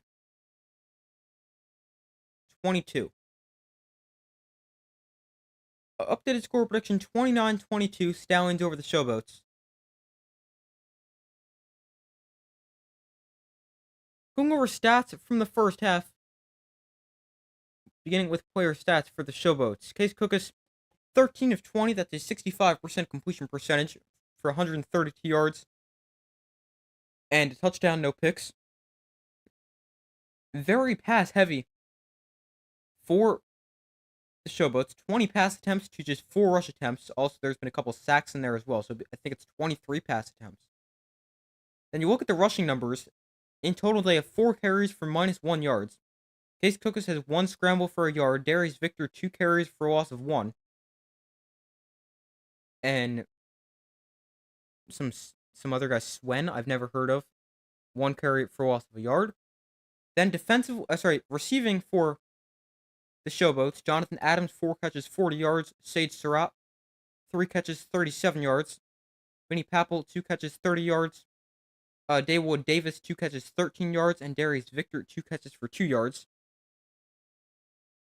Moving to player stats for the Stallions. At quarterback, it's interesting. We have not seen Matt Corral yet, but Adrian Martinez has played well. 10 of 16 for 165 yards, 2 touchdowns, no picks. He's also added 24 rushing yards on 3 carries. Now, I don't think we're going to see Matt Corral with how Martinez has played so far. Unless Martinez gets hurt, which obviously you never want to hope for injuries, I don't think we're going to see Matt Corral in this game. Another thing that surprised me about the quarterback position, I am surprised Martinez has only carried the ball 3 times. Now, obviously, there's still the second half to go. But I'm surprised he only has 3 carries. Oh, it's in case Cooks is playing really well. Yeah, he's been good. And under a lot of pressure too, but still he throw for 132 yards and a touchdown. He has been very good so far, despite being sacked. I think it's 3 times. Let me check. Yeah, 3 times. And also being pressured, not having a run game either. 4 carries for loss of 1 yard for the Showboats. Yeah, Case Cooks has looked really good.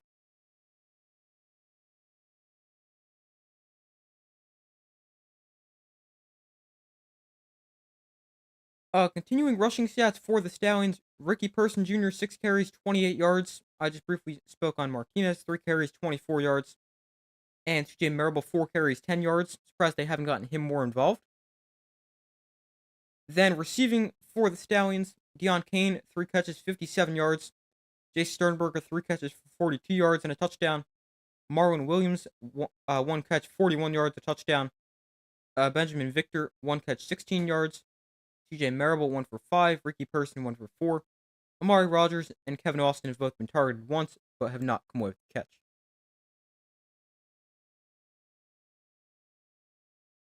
Second half will start shortly, but let's briefly go over team stats. Total yards, the Stallions have outgained the Showboats by 110, 227 to 117. Yards per play also in favor of the Stallions, 7.8 to 4.3. Stallions 1 touchdown on 2 red zone attempts. Showboats no touchdowns on 1 red zone attempt. Passing, 165 yards for the Stallions, 118 for the Showboats. Rushing, the Stallions have outrushed the Showboats 62 to -1. And the Stallions with 1 turnover, that was a lost fumble on, I believe, their second drive of the game. Showboats haven't turned the ball over. Oh, and real quick, time possession.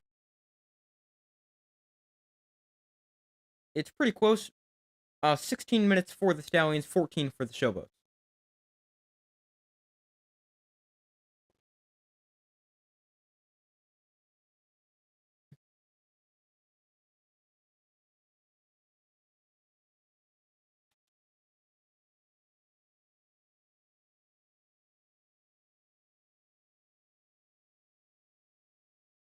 All right, so I just updated the scoreboard.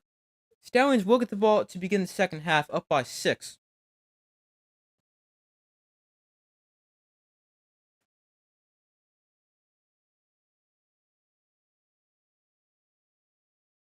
And so far, results in the polls, 72% of you guys have said the Stallions would win. 28% have said the Showboats. Be sure to vote if you have not already done so.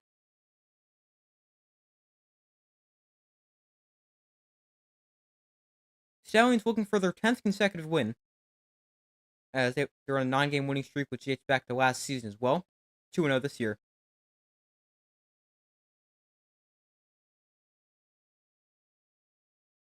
I believe they won 8-2 last year in the USFL. Ended up winning the championship. They're the back-to-back champs. I think it was 8-2 and 9-1 the year before.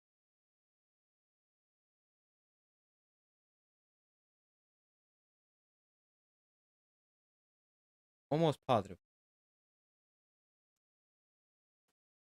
Now I'm curious, so I gotta look. Yeah, Stallions 8-2 last year.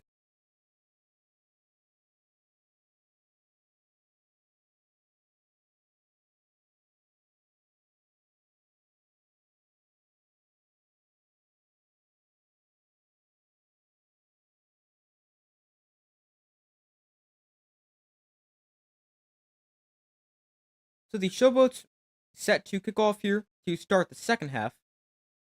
Stallions lead 18-12.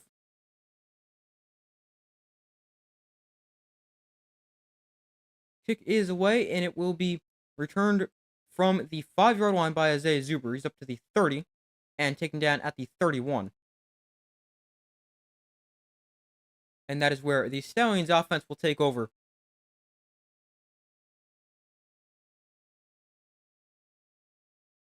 As Adrian Martinez and the offense come back onto the field.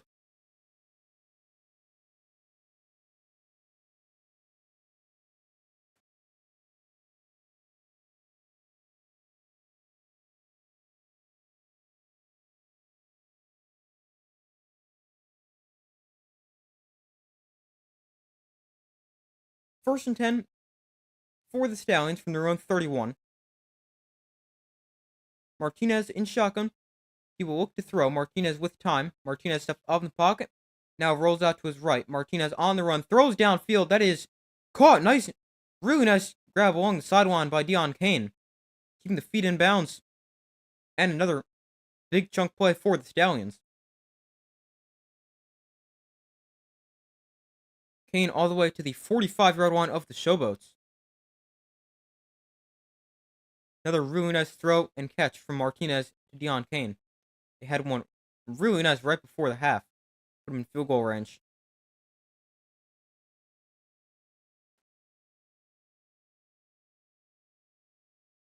Kane up to 4 catches for 80 yards.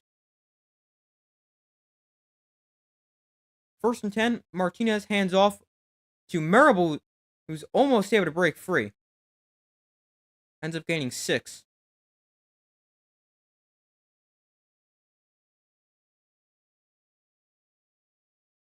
He was one broken tackle away from potentially taking that for a touchdown. 2nd and 4.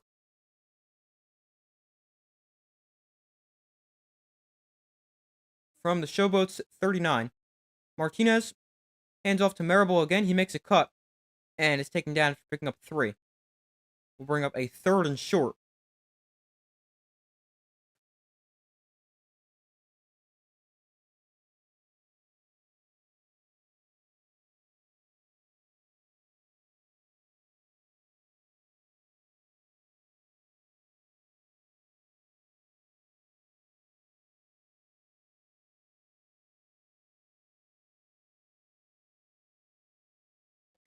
Stallions go with the T formation here on 3rd and 1. They hand off to Marable, who bounces to the outside. And he's going to gain 2. Enough for a Stallion 1st down. Second time we've seen that formation this game.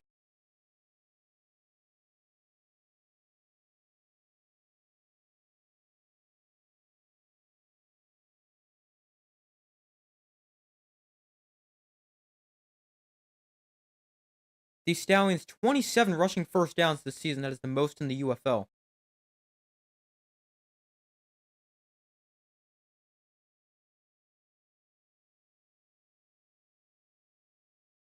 Martinez looks to throw. Martinez with time.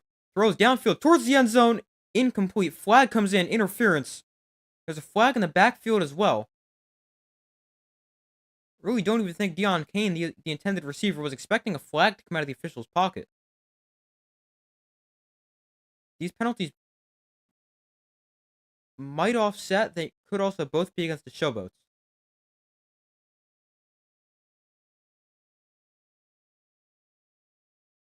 They're an offset.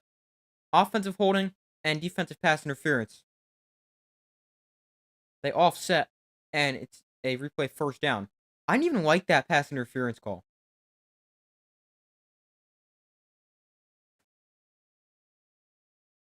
Yeah, that's a hold. He practically drags him to the ground. And here's the pass interference call. Yeah. He bumps him. I don't love that call. He bumps him there, which... I don't know. I could see it, but I don't love it. Here's the handoff to Marable, who loses 2.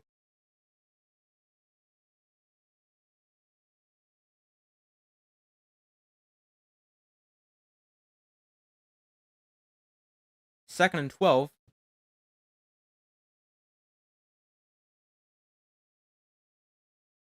Martinez looks to throw. He's under pressure. Martinez is taken down for a big loss.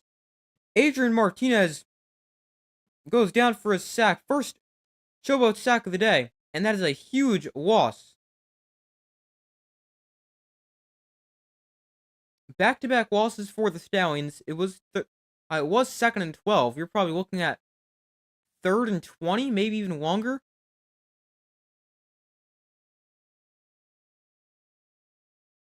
Sacked back at the Showboat 41. That's a big sack because I can knock him out of field goal range.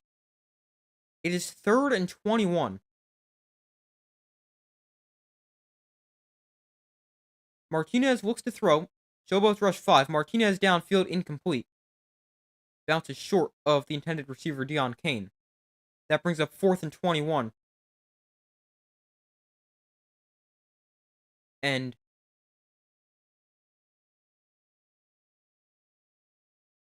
the Stallions will be forced to punt it away.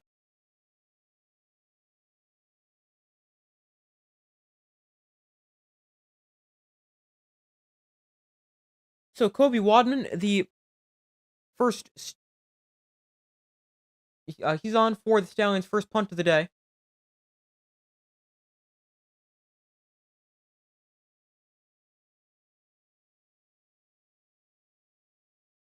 So he kicks it away, and this will be fair call at the 10.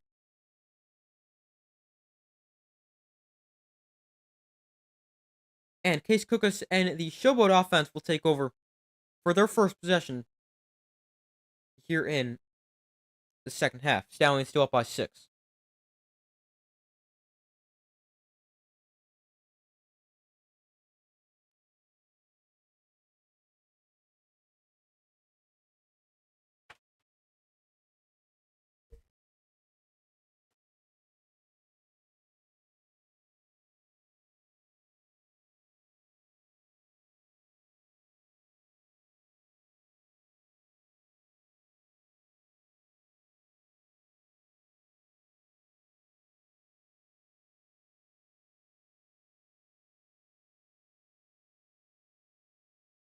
Give me 1 minute.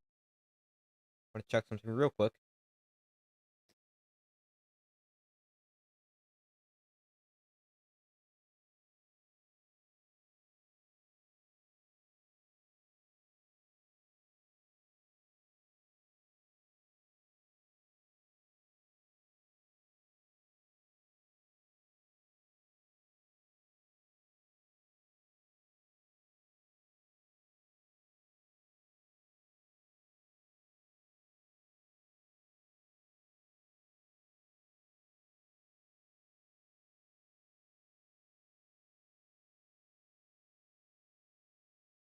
One second.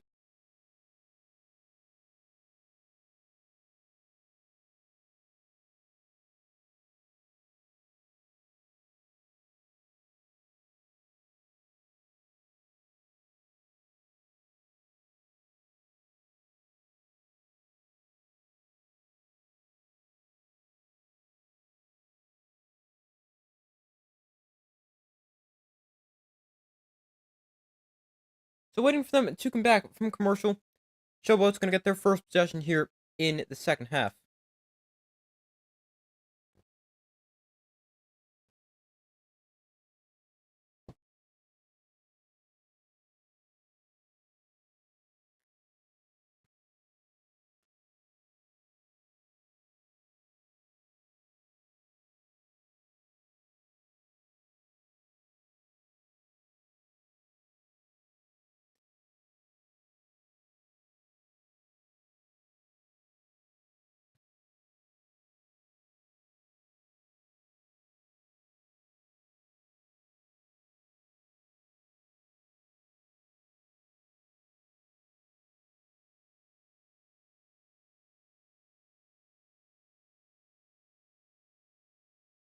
So first and 10 from their own 10-yard line. Hook is under center. They hand off to Davis on the jet sweep. Davis gets blockers, and Davis spins his way to the 21-yard line. A flag does come in.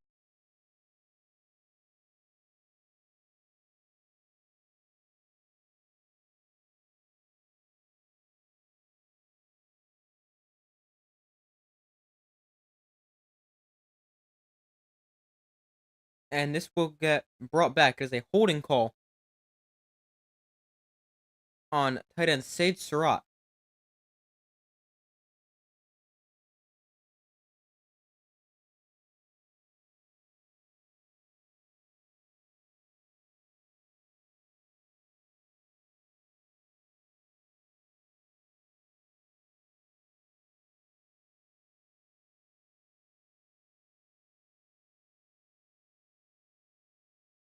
So this is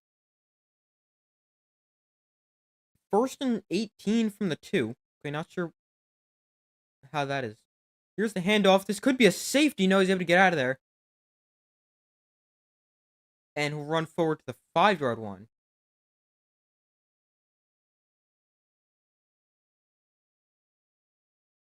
Snapping the ball from the 2, they almost had a safety Scooby right in the backfield in the end zone, although unable to bring him down. Could have been a big play.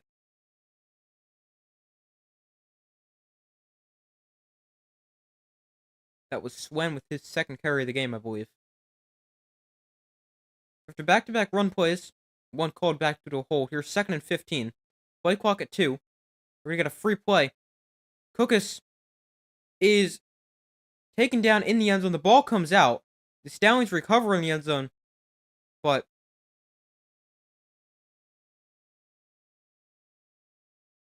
it's not going to count. Cook is very slow to get up.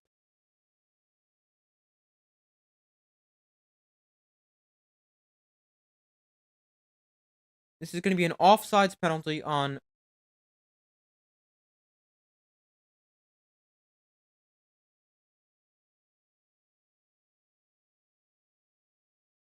the Showboats. Wait, at least it should be. I'm not sure why there's so much discussion going on here.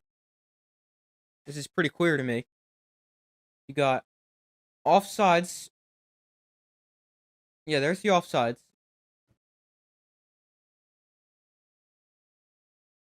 All right, they talked a lot about that just to conclude it's exactly what everyone thought. Offsides on the nose tackle Carlos Davis.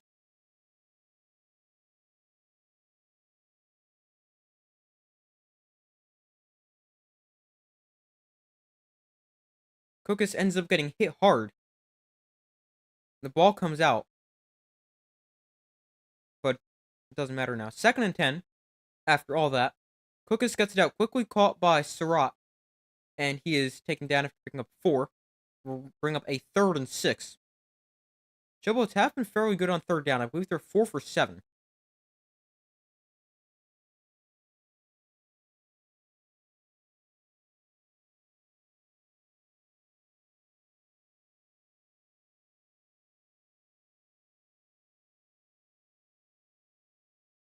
Here is a 3rd and 7 for the Showboats.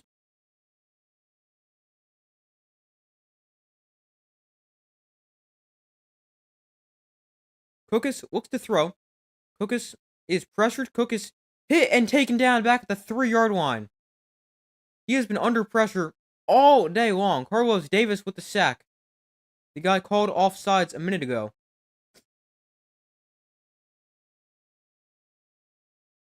And the Stallions defense going to force a punt.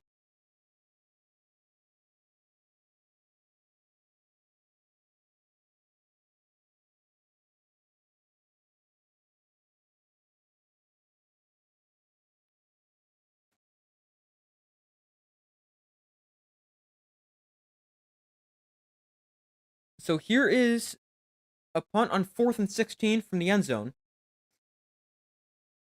It's a big kick, drives Amari Rogers back to his 27 before he fields it.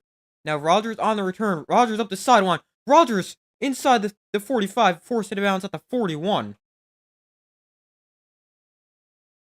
We do have a flag on the field.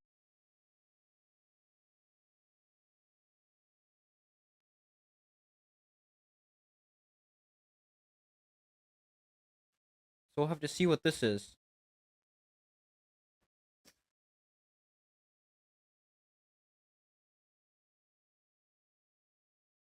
During the turn, we got an illegal block in the back.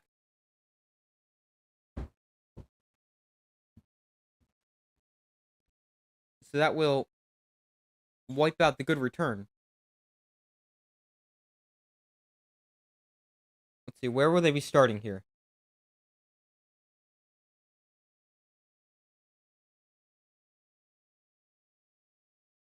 I don't know, this hasn't updated yet.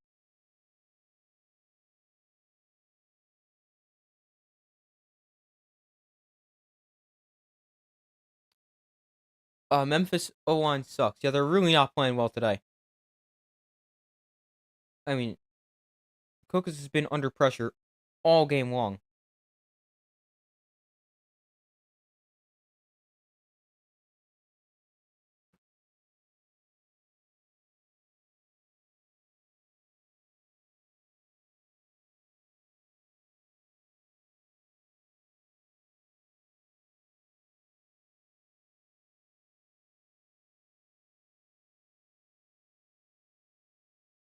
Hold on 1 second.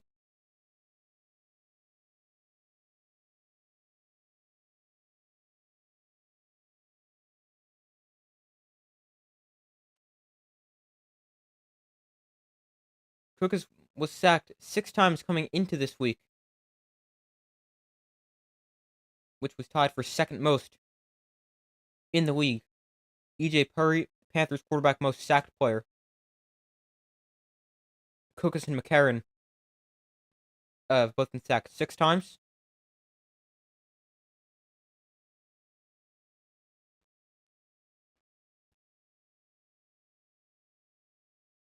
And he's been sacked, I believe, 4 times today. Let me check.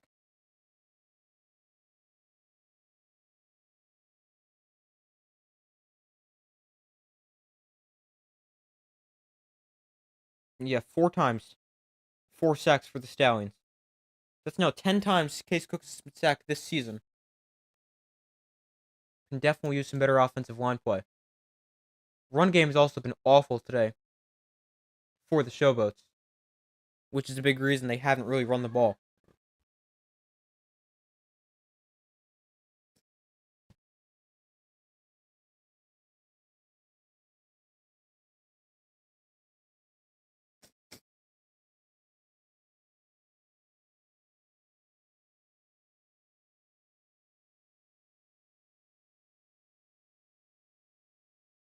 So the Stallions, with football back, they have the best offense and defense in the UFL in terms of scoring offense and scoring defense. And playing well offensively again today. Martinez off play action from zone 35. Martinez throws downfield. Wide open, Jay Sternberger. Sternberger inside Memphis territory. Forced it out of bounds at the 33. Sternberger having himself a really nice game. And another big play through the air for Birmingham.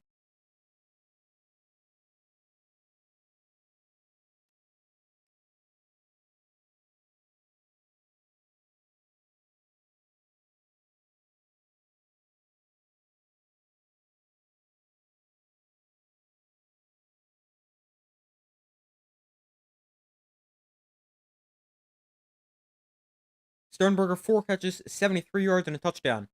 Martinez hands off up the middle for no gain, maybe a yard.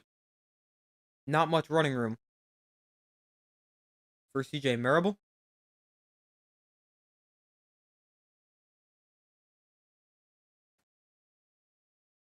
Stallions outgained the Showboats 281 to 116.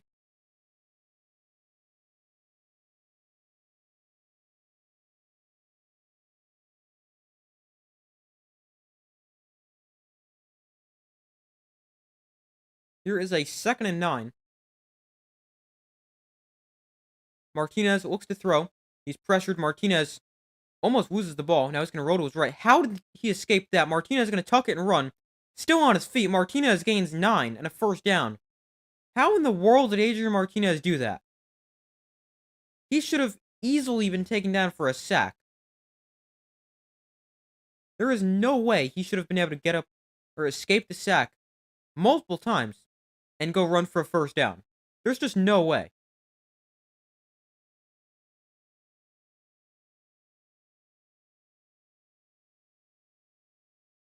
Unreal play for Adrian Martinez.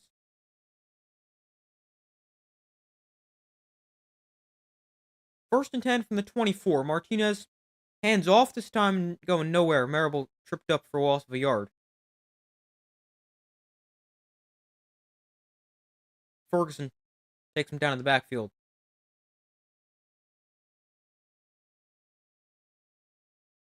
2nd and 12, 5 minutes to go in the third quarter. Showboats trail the Stallions 18 to 12.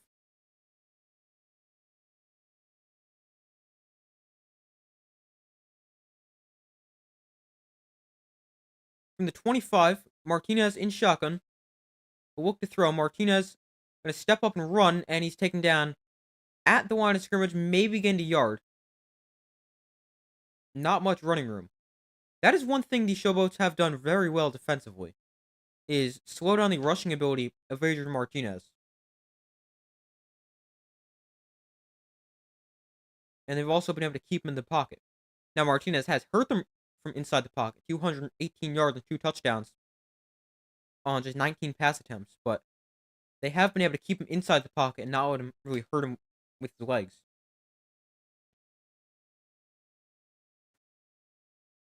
Third and 12, play clock at 1. They get the snap off. Here comes a blitz. Martinez, with time, zips one downfield, incomplete. Benjamin Victor, the intended target.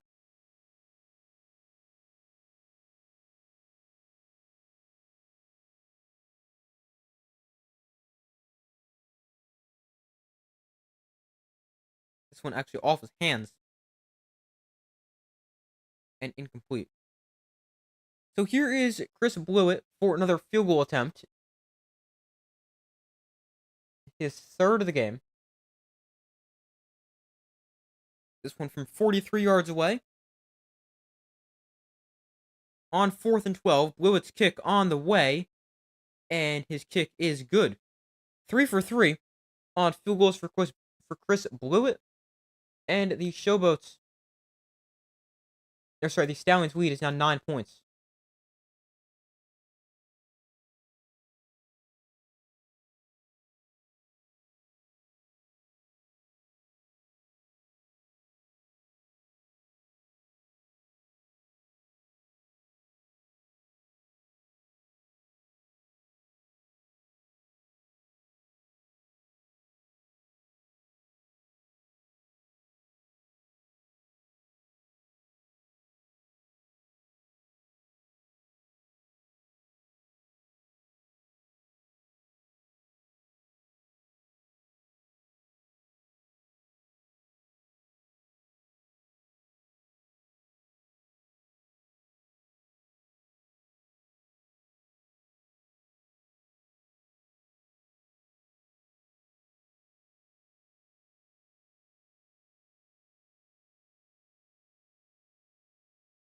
Official attendance for this game announced a few minutes ago.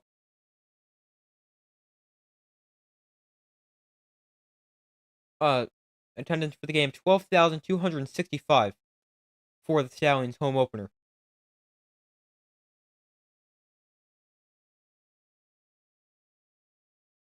Definitely not what the what the Battlehawks drew last week, over 40,000, but still decent attendance.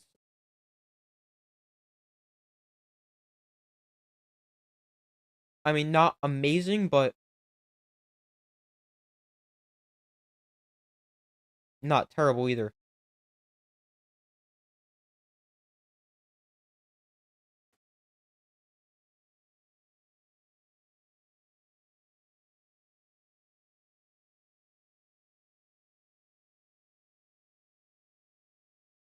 From looking at it on the broadcast, it's really just hard because they've only filled half the stadium. Half of it is looking really good, and then the other half and behind, the other half of the stadium, there's no one there. That's just how they opted to open the sections, I guess. Blewett sends it away. And Williams on the return from the 10-yard line. Williams makes a cut up the middle of the field. Good return there for Williams to the 37.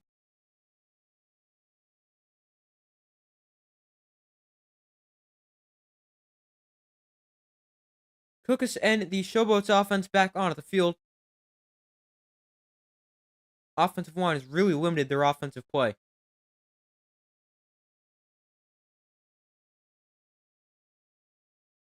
21-12, Stallions lead.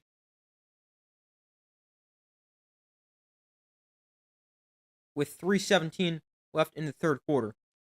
Stallions 4 sacks this game. They have 13 this season, which leads the league.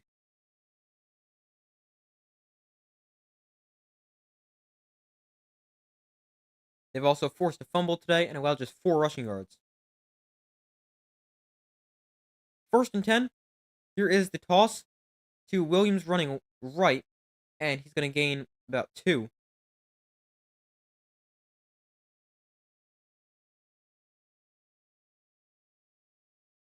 Showboats have decided they're going to try to run the football a little bit here in the second half. Now remember, this is still just a one-score game, 21-12. Because of a touchdown and 3-point conversion, that could be 9 points. Play selection, 7 rushes, 25 passes for the Showboats. 2nd and 8 from the 39. Cook is to throw to the outside. That is caught by Adams for a pickup of about 6.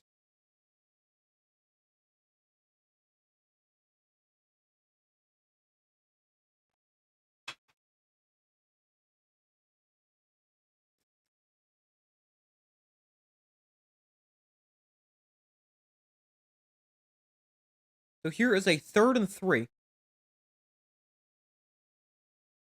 About 2 minutes to go, a little over, in the third quarter.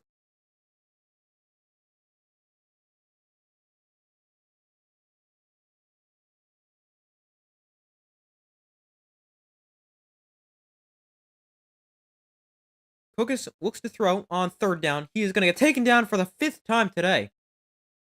This offensive line is really struggling.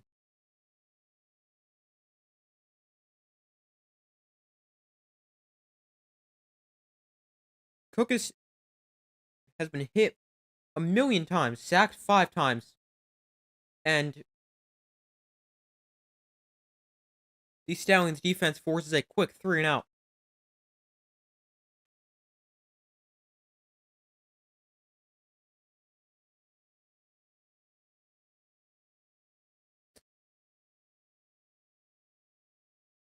Fourth and long. Punt unit comes out, sends it away. Rogers will field this at his own 15. Amari Rogers on the return. He's taken down at the 25. So a 10-yard return, and the Stallions take over with a 9-point lead and a minute 02 to go here in the third quarter.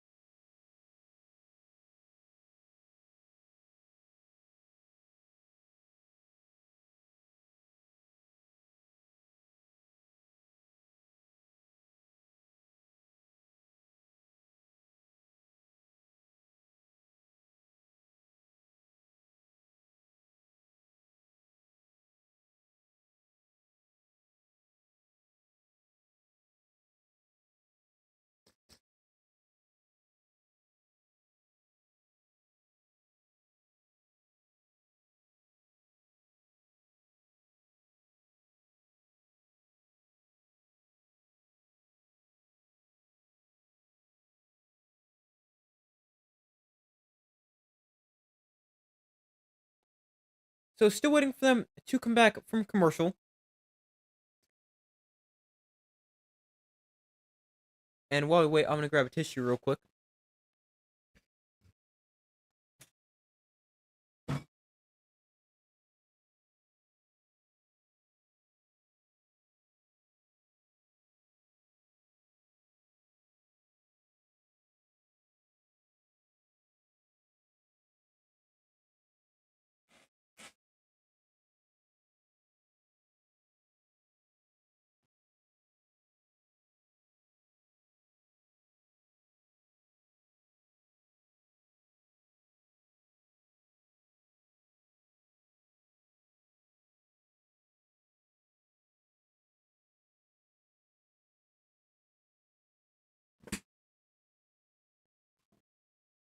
So 1st and 10 for the Stallions. 1:02 to go in the third quarter. Martinez looks to throw. Martinez, with time, rolls to his right. Martinez throws downfield. That is, oh, what a catch! Made by Ricky Person Jr. What a catch! Very tight coverage. He's a running back, and he just made an unbelievable catch.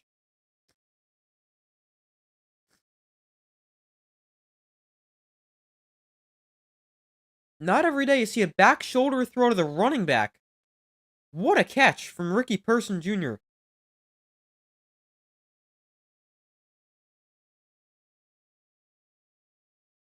Wow. Here is Person on the handoff, and a solid pickup of roughly 5, maybe a bit more. That also could have been the final play of the third quarter. Don't have to run another play. Let's see if they will. 15 seconds left.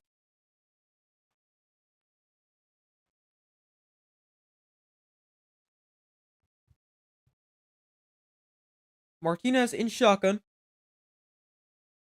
2nd and 5. They don't have to run a play. They will. Martinez, quick throw. That is caught by Kevin Austin. His first catch of the game. And a pickup of 10.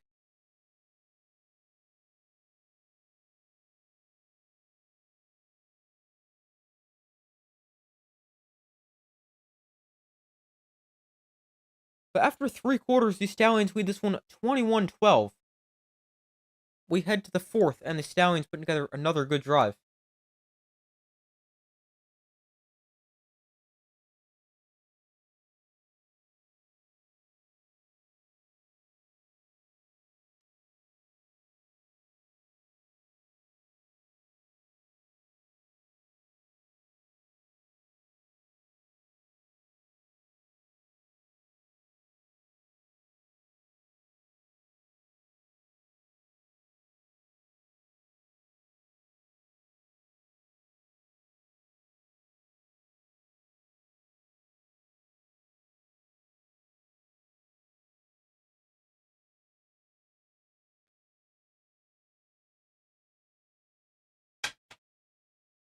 Wait, change this scoreboard to quarter 4 before I forget.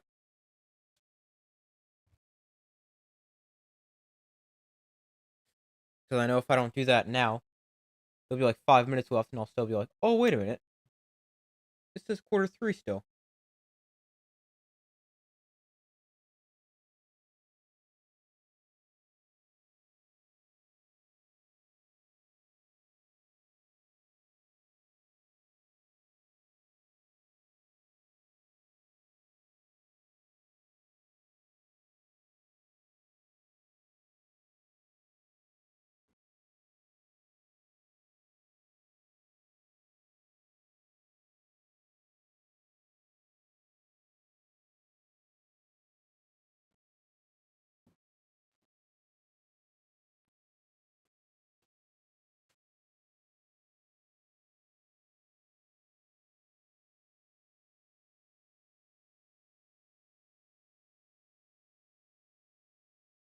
Still waiting for them to come back from commercial.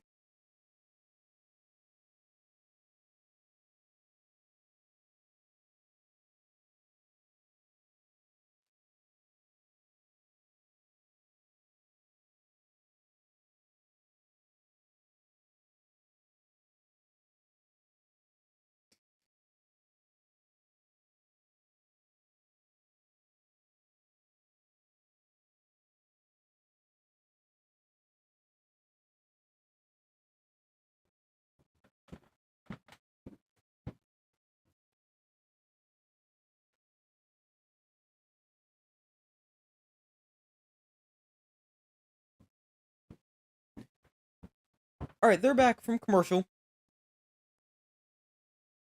The Stallions with the football on the Showboat 25-yard line.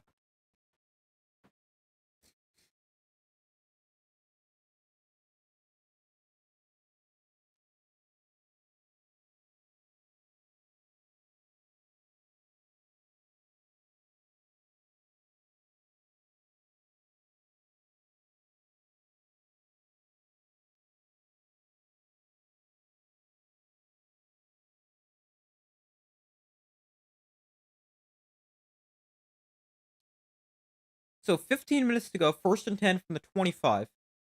Martinez looks to throw. Martinez, quick throw that is caught by Kane. Kane breaks a tackle, and he's out of bounds. Inside of the 10-yard line, roughly at the 5.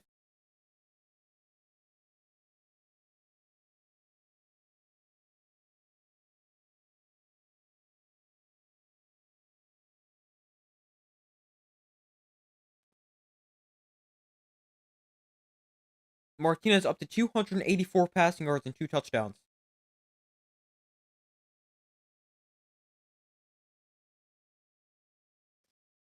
1st and 10 from the 5. Here's the handoff to Person up the middle, and he's fighting towards the end zone. He's in. 3rd rushing touchdown of the season for Ricky Person. And the Stallions extend their lead. It is now 27-12. The Stallions have now matched their point total from from the first game. Sorry, I thought they scored 27 back to back. My bad. They scored 27 in the first game, 20 last week. So they've matched their season high in terms of points.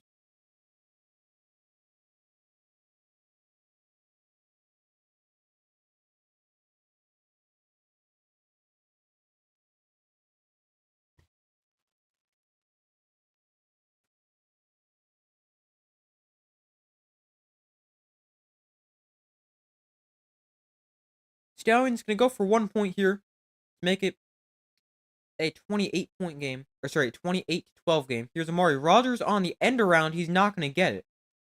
He's forced out of bounds. The Stallions had been 4 of 6 on 2-point conversions, had not attempted a 1 or 3-point conversion. That was their first extra point attempt that wasn't a 2-point conversion, and it was unsuccessful. It stays 27-12. And the Stallions have matched their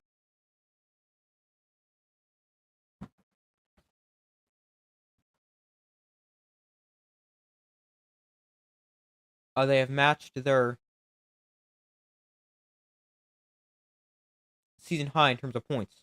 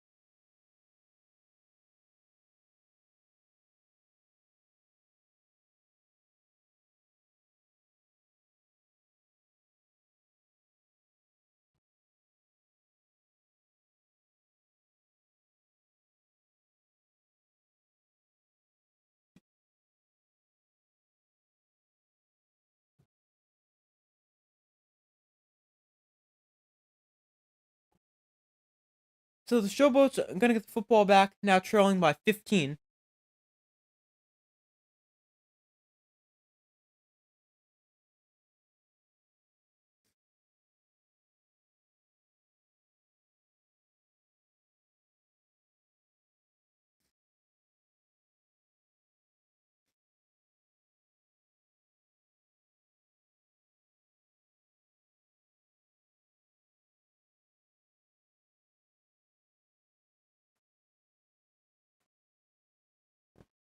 So the Showboats are going to get the football back.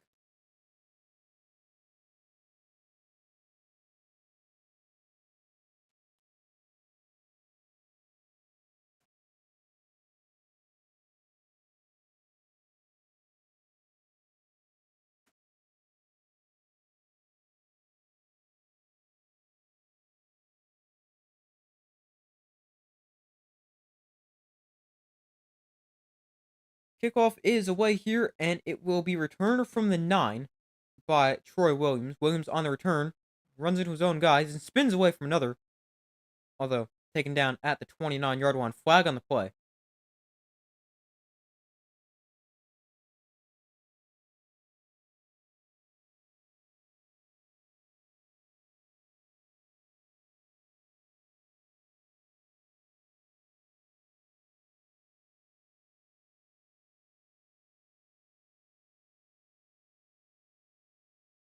We got an illegal block in the back on the return.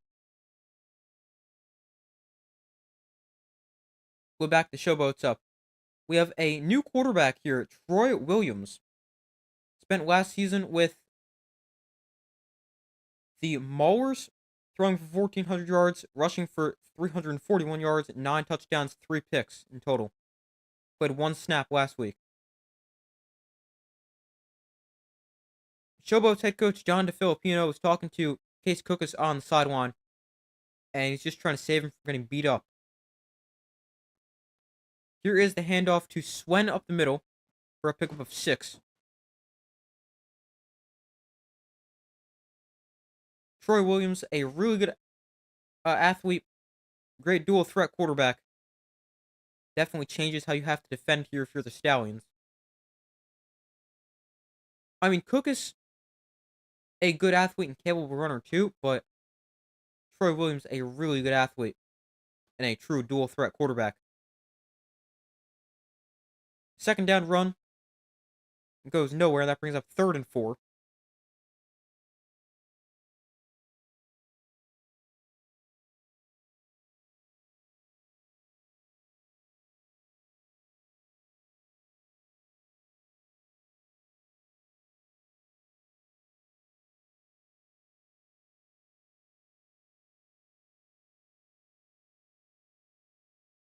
Third and 4 for the Showboats. Williams in shotgun. Look to throw for the first time to the outside. That is caught by Adams for a first down.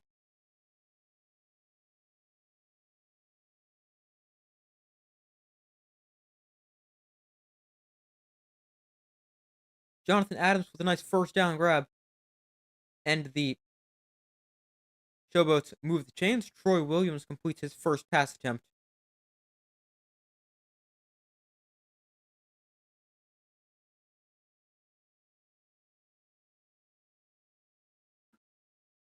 So 1st and 10. 12:45 to go. Williams on the design roll right. Looking to throw somewhere. He's not going to find anywhere to go with the ball and just float this one out of bounds.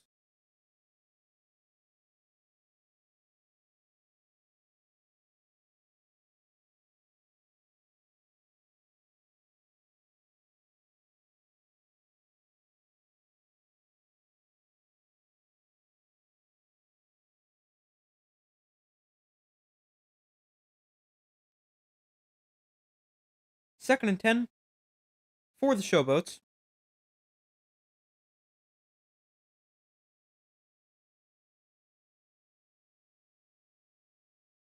Williams looks to throw. He's pressured, steps up in the pocket, and Williams will get taken down. The 6th Stallion sack of the day. First time Williams gets sacked. It is third and about 11.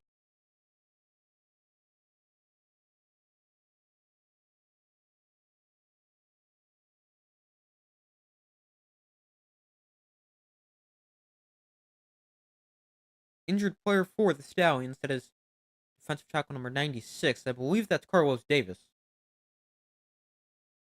They'll go to commercial with 11:54 left in the 4th quarter. And hopefully whoever the injured player is okay.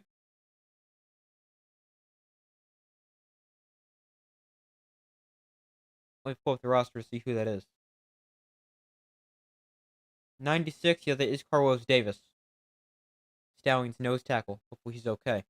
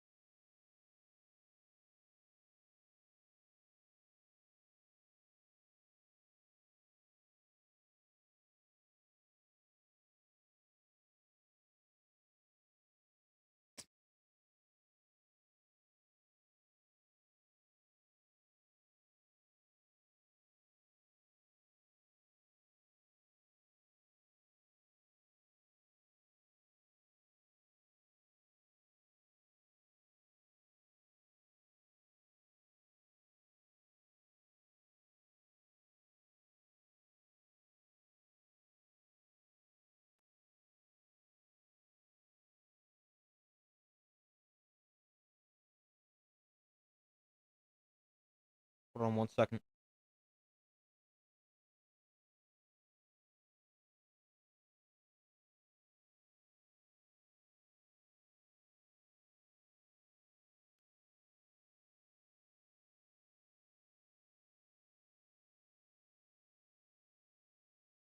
All right, waiting for them to come back from commercial. Hopefully the injured Stallion is okay. That's Carlos Davis, their nose tackle.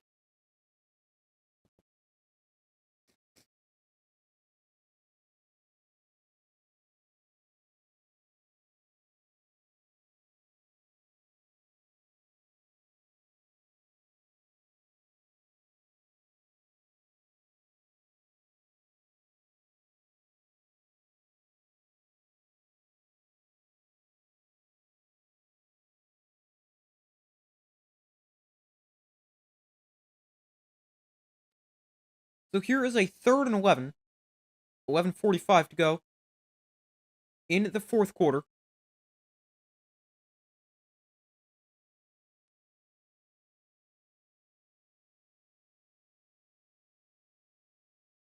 Williams looks to throw. He's pressured and taken down back-to-back plays.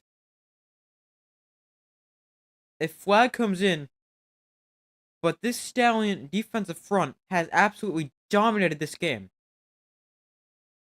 7 sacks. This one comes with a Showboats hold as well.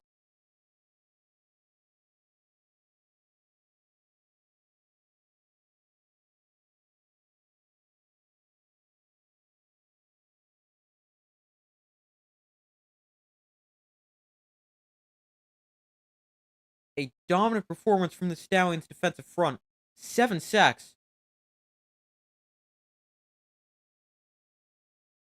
Jaron Jones, right tackle for the Showboats, an all USFL right tackle in 2022. Absolutely run over. Well, let's just knock my mic over. Speaking of knocking things over, or running things over. Just punch my mic because I went to go reach over here. Change the ball marker. The Stallions get the ball on the punt. Rogers on the return up to the 40, and that is where he's taken down.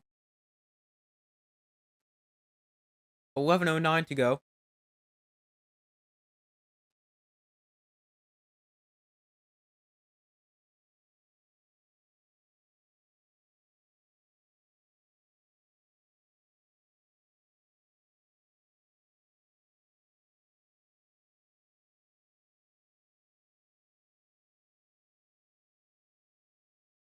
Stallions' big plays have really helped them get to this lead of 15 points. 8 plays of at least 20 yards. Most of them passes, which is why Adrian Martinez is up near 300 yards. 1st and 10, 11:09 to go. Martinez, with time, will find Marable out of the backfield. Marable will gain 5 on the check down.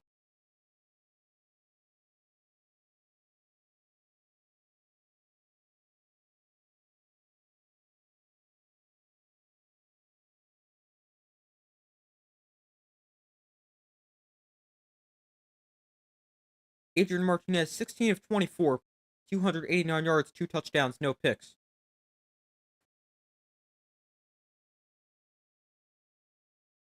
Martinez in shotgun. Back on to his right. Here comes a blitz. Martinez taking a shot downfield. Deon Cain, another big play. Almost able to break a tackle. Unable to do so, and he's taken down at the 11. Martinez well over 300 yards passing.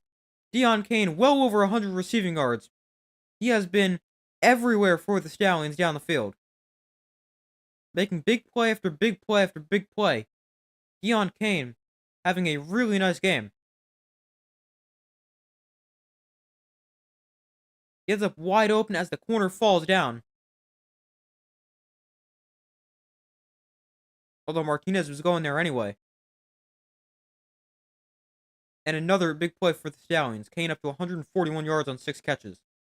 Here is nearly a pick as Martinez throws behind Jace Sternberger, the intended target. Christian McFarland, the former Stallion, almost had that one.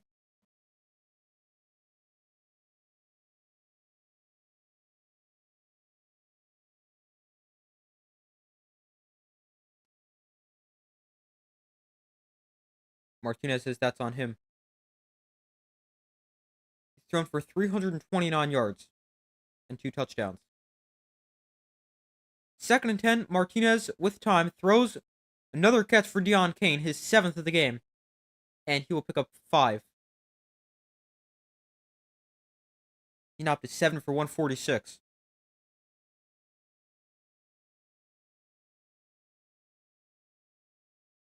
So 3rd and 5 for the Stallions, 8:55 to go, up 27-12.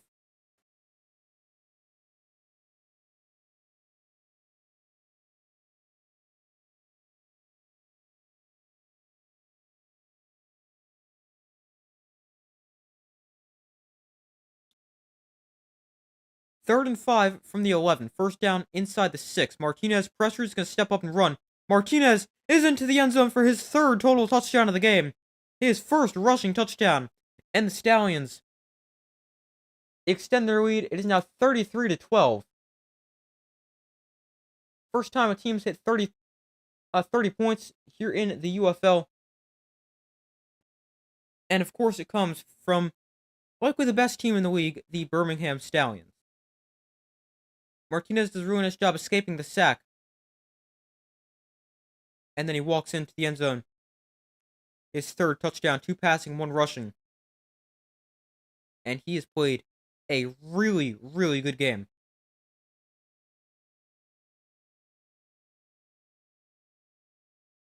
33-12.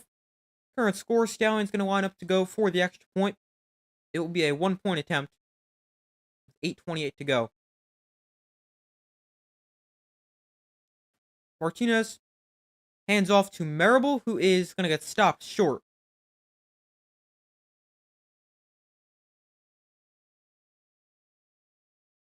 Apparently this play is still alive as the ball came out about 8 times. I thought he was for sure down the first time, but ends up unsuccessful conversion. And the score stays 33-12. But the Stallions dominating the Showboats every aspect of the game.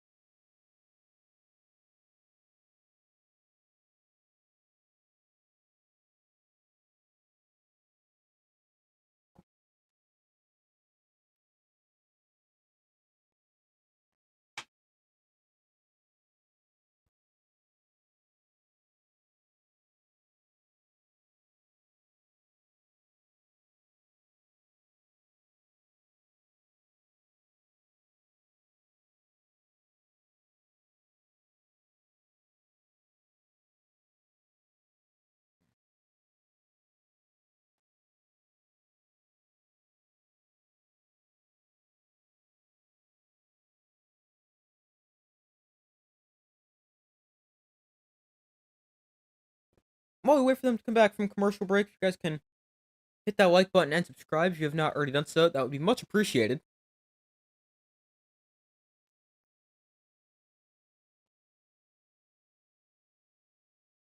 33-12, the current score with 8:28 to go in the 4th quarter.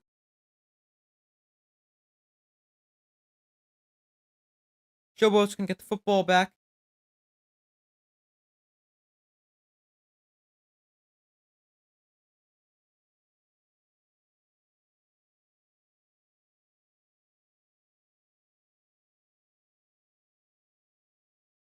Williams will field this on the bounce. And excellent coverage by the Stallions. He's taken down at the 17-yard line. And that really backs the offense up. Troy Williams comes onto the field at quarterback again after they pulled Case Cookers to avoid injury risk in a blowout. I don't love that move, but I understand it. Now I can understand it, pulling him. Down 33-12, I understand that, but last drive I probably would have left him in. But Troy Williams on for his second drive. Williams incomplete off the hands of his intended target. The running back out of the backfield, Swen. And that brings up 2nd and 10. Williams 1 of 3 passing for 5 yards.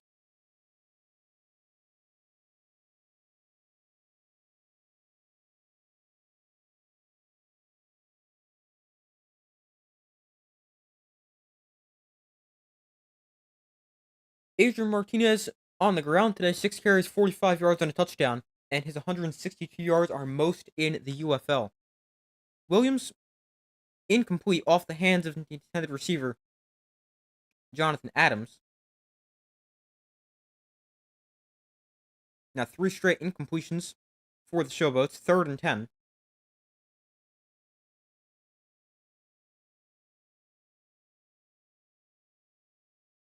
As far as quarterback goes for the Stallions, I would fully expect Adrian Martinez to get another start next week. I mean, he's played the entire game so far. Maybe we'll see Matt Corral come in because this is a blowout, but I think Adrian Martinez has for sure earned himself another start after dominating this game. 3rd and 10, Williams looks to throw, rolls to his right, on the run, throws to Victor's back out of the backfield, and he's going to spin his way for a first down. Nice play from Darius Victor.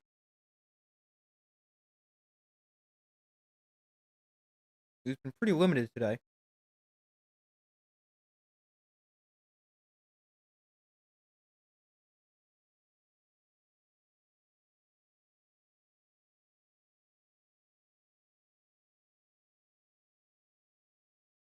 Williams looks to throw, has time, throws underneath again, caught by Swen, the other running back, and he's going to gain 8.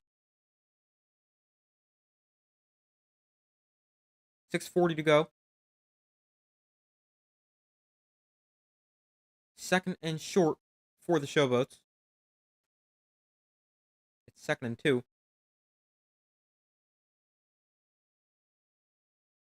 From their own 38, Williams in shotgun will hand off to Swen. Williams gets downfield to throw a block. Swen breaks a tackle. And he's going to gain about 6.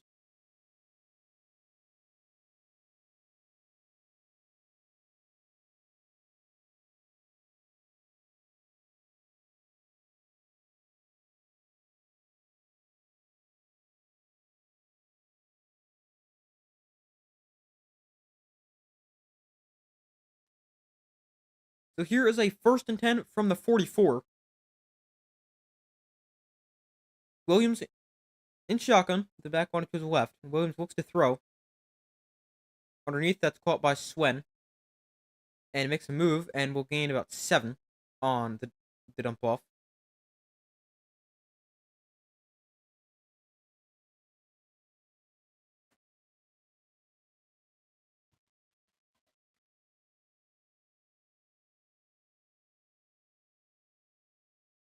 So here is a 2nd and 3 to the outside that is caught by Vinny Papple, and he's going to go out of bounds after gaining 7.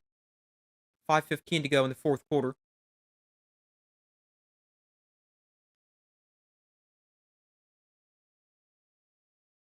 Stallions up 33-12.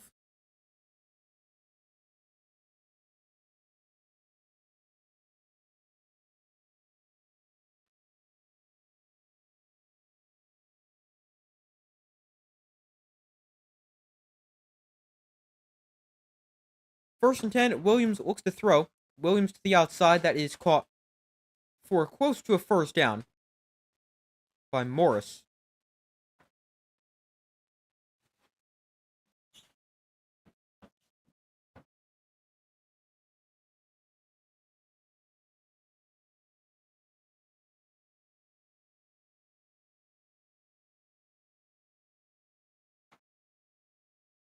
4.5 minutes to go. Here's a 2nd and 1. Williams in shotgun. A low throw looking for Morris again. 3rd and 1.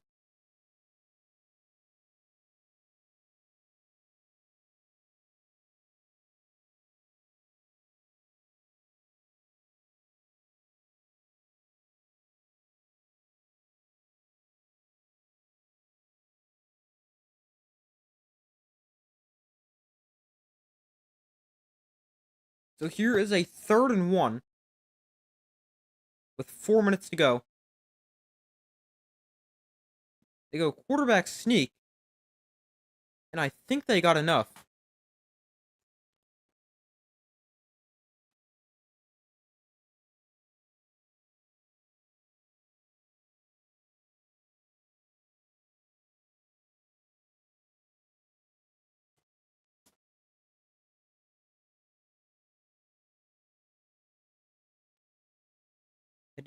They did get enough. 1st and 10 from the 30. Williams looks to throw against the blitz. He's pressured and taken down again. 7th Stallions sack of the day.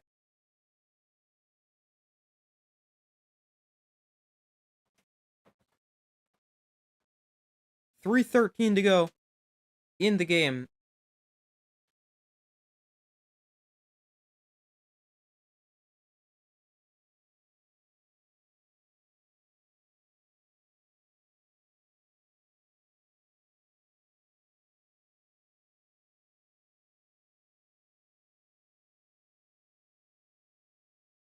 Actually miscounted. Eighth Stallion sacks. Showboats have gotten to the quarterback twice.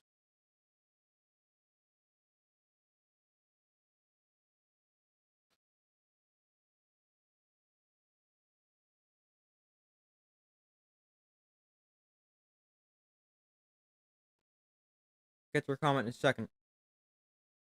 2nd and 16 after the sack.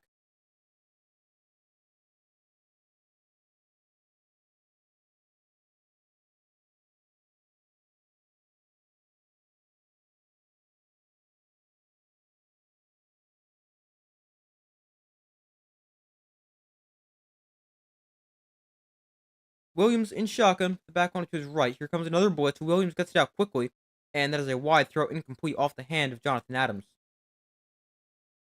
The Panthers deserve to win.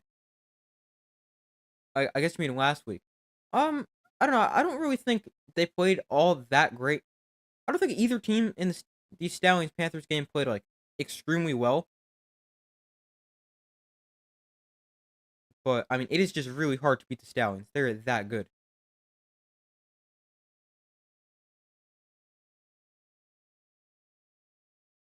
Third and 16 for the Showboats. 2:40 to go. Williams looks to throw. Pressured. That is incomplete. High throw through the hands of the intended receiver. Williams took another hit as he let that one go. Hasn't mattered who's at quarterback. They've just taken so many hits. Because this offensive line has really struggled.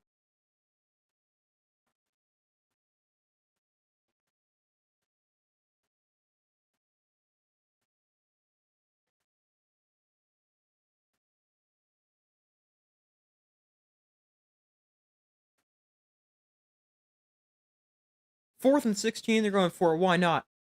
Williams down the field, incomplete. Intercepted, actually. Picked off at the 2-yard line, 2:03 to go.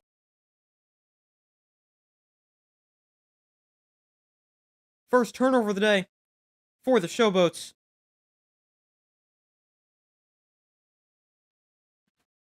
And the Stallions take over with the ball. 2 minutes left in the game. In a game that has been over for quite a while now.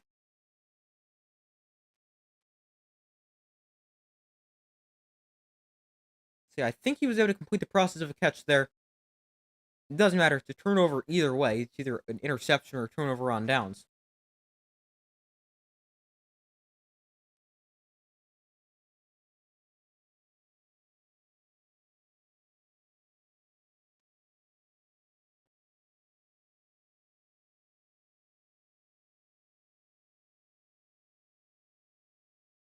Stallions line up with the T formation.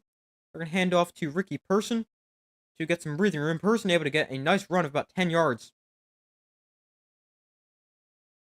And that brings us to the 2-minute warning.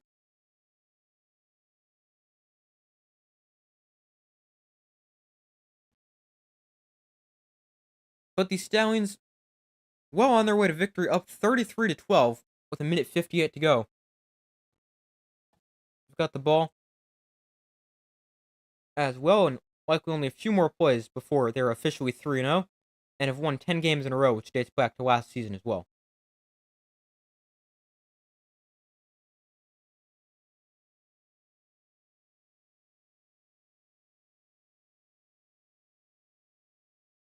Adrian Martinez has been insane for the Stallions. 18 of 26 for 334 yards. I believe that's a league high. 2 passing touchdowns, also 44 rushing yards and a rushing touchdown.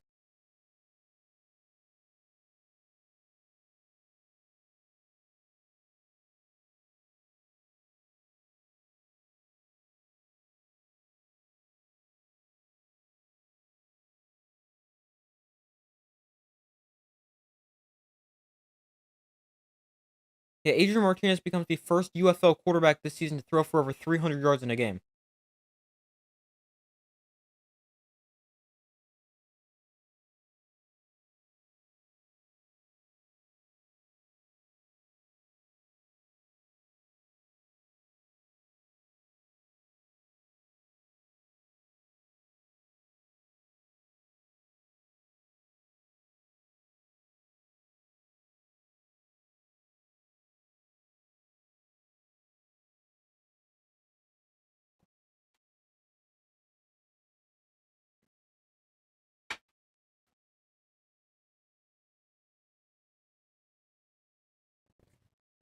But this game essentially over.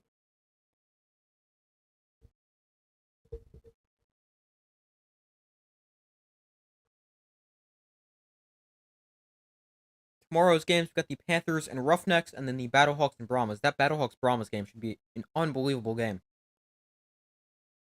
Next week, we've got 2 games Saturday night. Not really sure what I'm going to do then. I'm definitely going to stream one of them.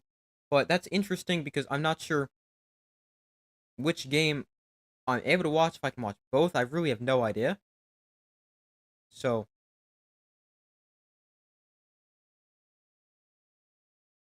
I will have to figure that out. Be sure to subscribe, turn notifications so you don't miss any of the upcoming videos or upcoming streams.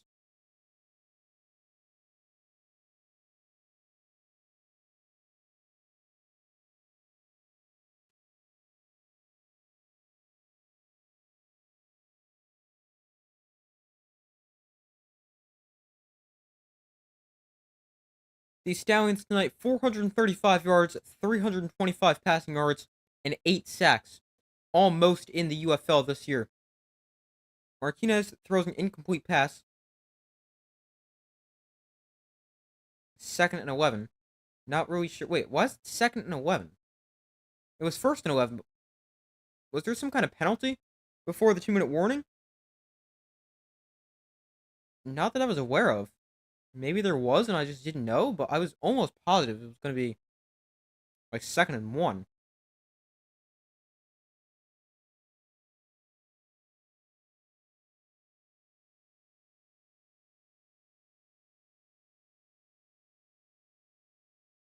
Second and 11. Martinez to throw again. Martinez pressure, and he's going to get taken down for a safety. That'll make it 33-14. Not really sure why you're even throwing the ball there. Just run the ball to run out the clock. That's really no point in throwing there.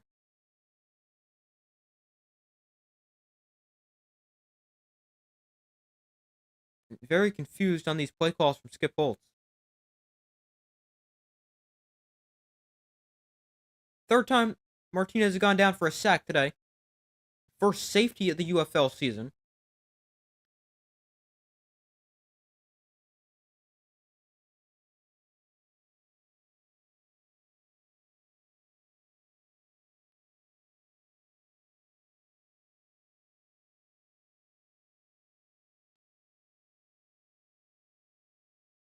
So 33-14 is now the score following the safety.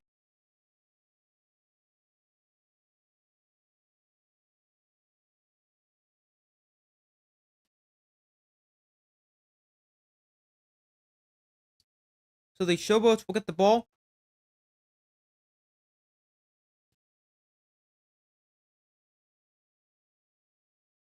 Kobe Wadman on to punt.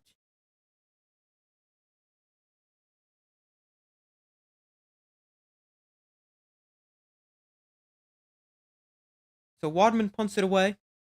And this is going to drive him all the way back to the 10-yard line before it is received. Here on the return, it's a good return up to the 38. And that is where the Showboats offense will take over.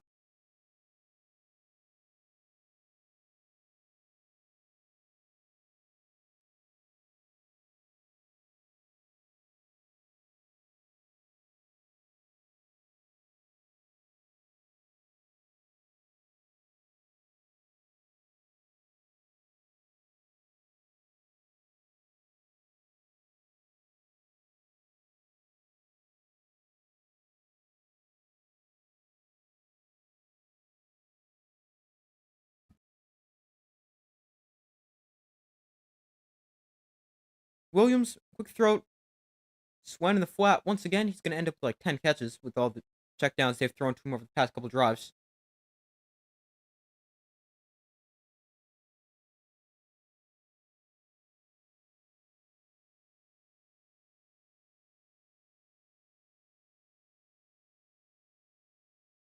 Second and 5.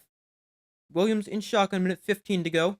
Williams to the outside. That is going to be caught for a first down. Inside Stallion territory to the 44. Clock temporarily stops with 1:07 to go. So the ball is spotted inside 2 minutes. Unless they ruled him out of bounds there, then stay stopped. Depends on what they ruled.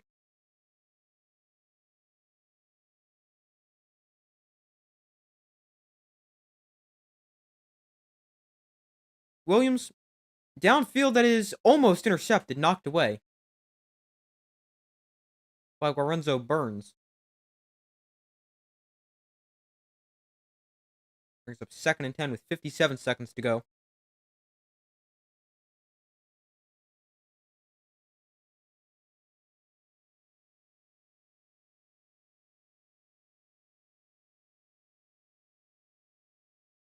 Stallions up by 19, 33-14. Second and 10 with 44. From the 44. Williams looks to throw. Williams underneath. That is caught by a wide open receiver for a pickup of 14. Can't read the name on the back of his jersey. Not completely sure who number 4 is. Worth noting, Carlos Davis, Stallion nose tackle back on the field after going off before with an injury, so glad to see he's okay. 40 seconds to go. Williams looks to throw underneath. That is caught by Swen again inside the 20. Swen still on his feet, taken down at the 13. 30 seconds to go.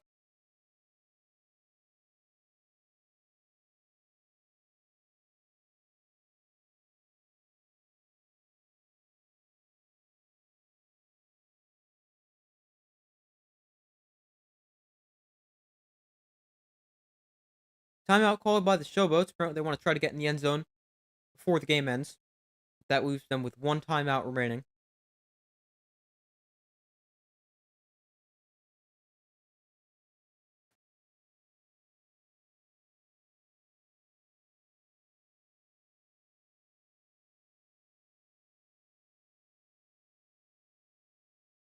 The Stallions defense today, one pick, gotten to the quarterback 8 times, and have allowed just 20 rushing yards. This has been a dominant performance, offensively and defensively.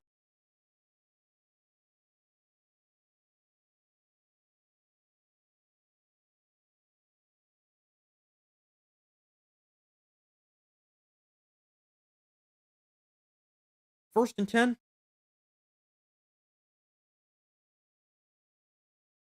Williams pump fakes, rolls to his right.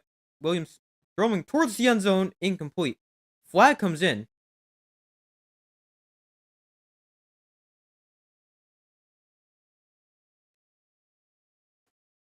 Let's see, who's number 4? They've been targeting him quite a bit. Number 4, that is D. Anderson, a 6'6" receiver.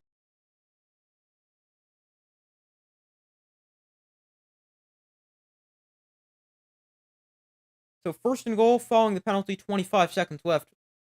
The score here doesn't really do anything except make the final score closer.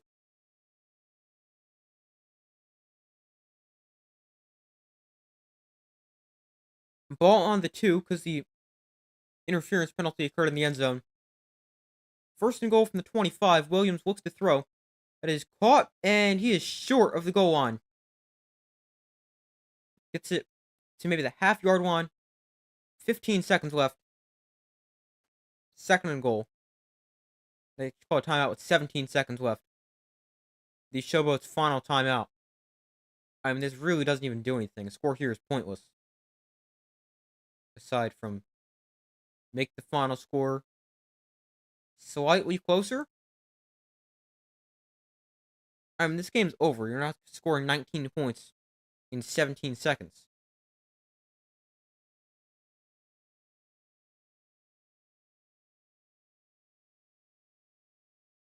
So here is a 2nd and goal for the Showboats. Ball on the 1.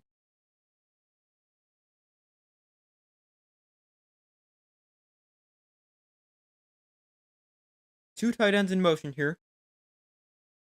They're going to run the ball. And there's a touchdown. No, they... Oh, I thought they marked him short. No, he's in.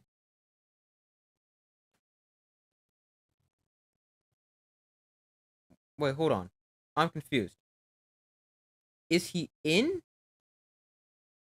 No, they marked him down short.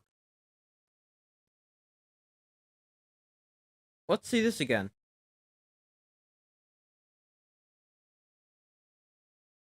Can't tell from that angle whether he's down or not.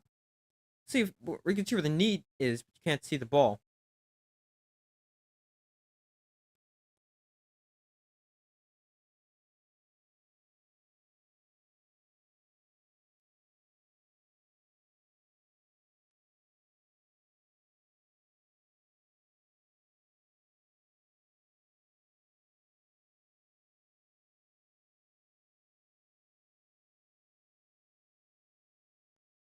So they said no touchdown there. Final score 33-14. An absolutely dominant performance from the Stallions. They've won 10 games in a row, dating back to last season. They're 3-0 this season.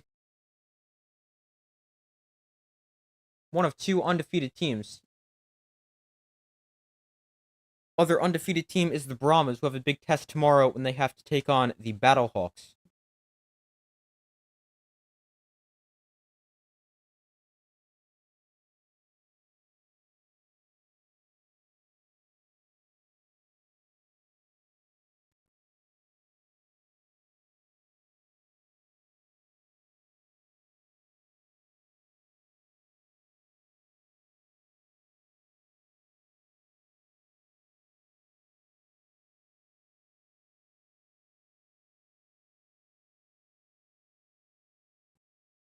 So the Stallions, with a dominant performance, they improved to 3-0.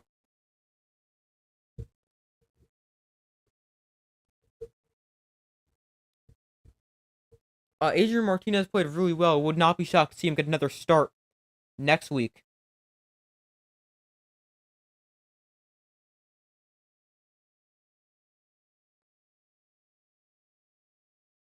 The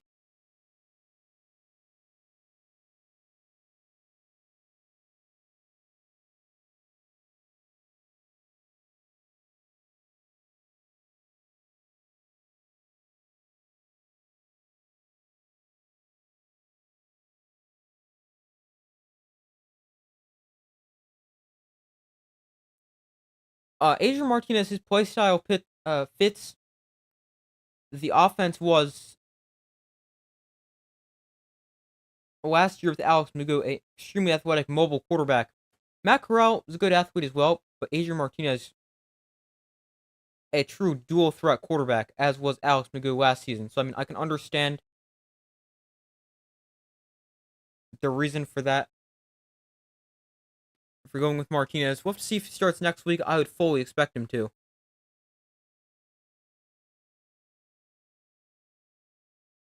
But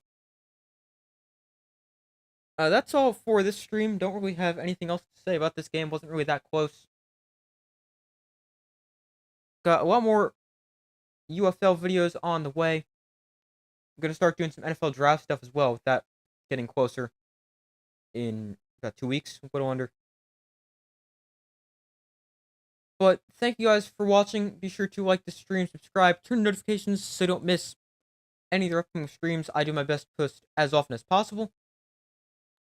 I hope you all have a great rest of your day or night, and I will see you in the next video.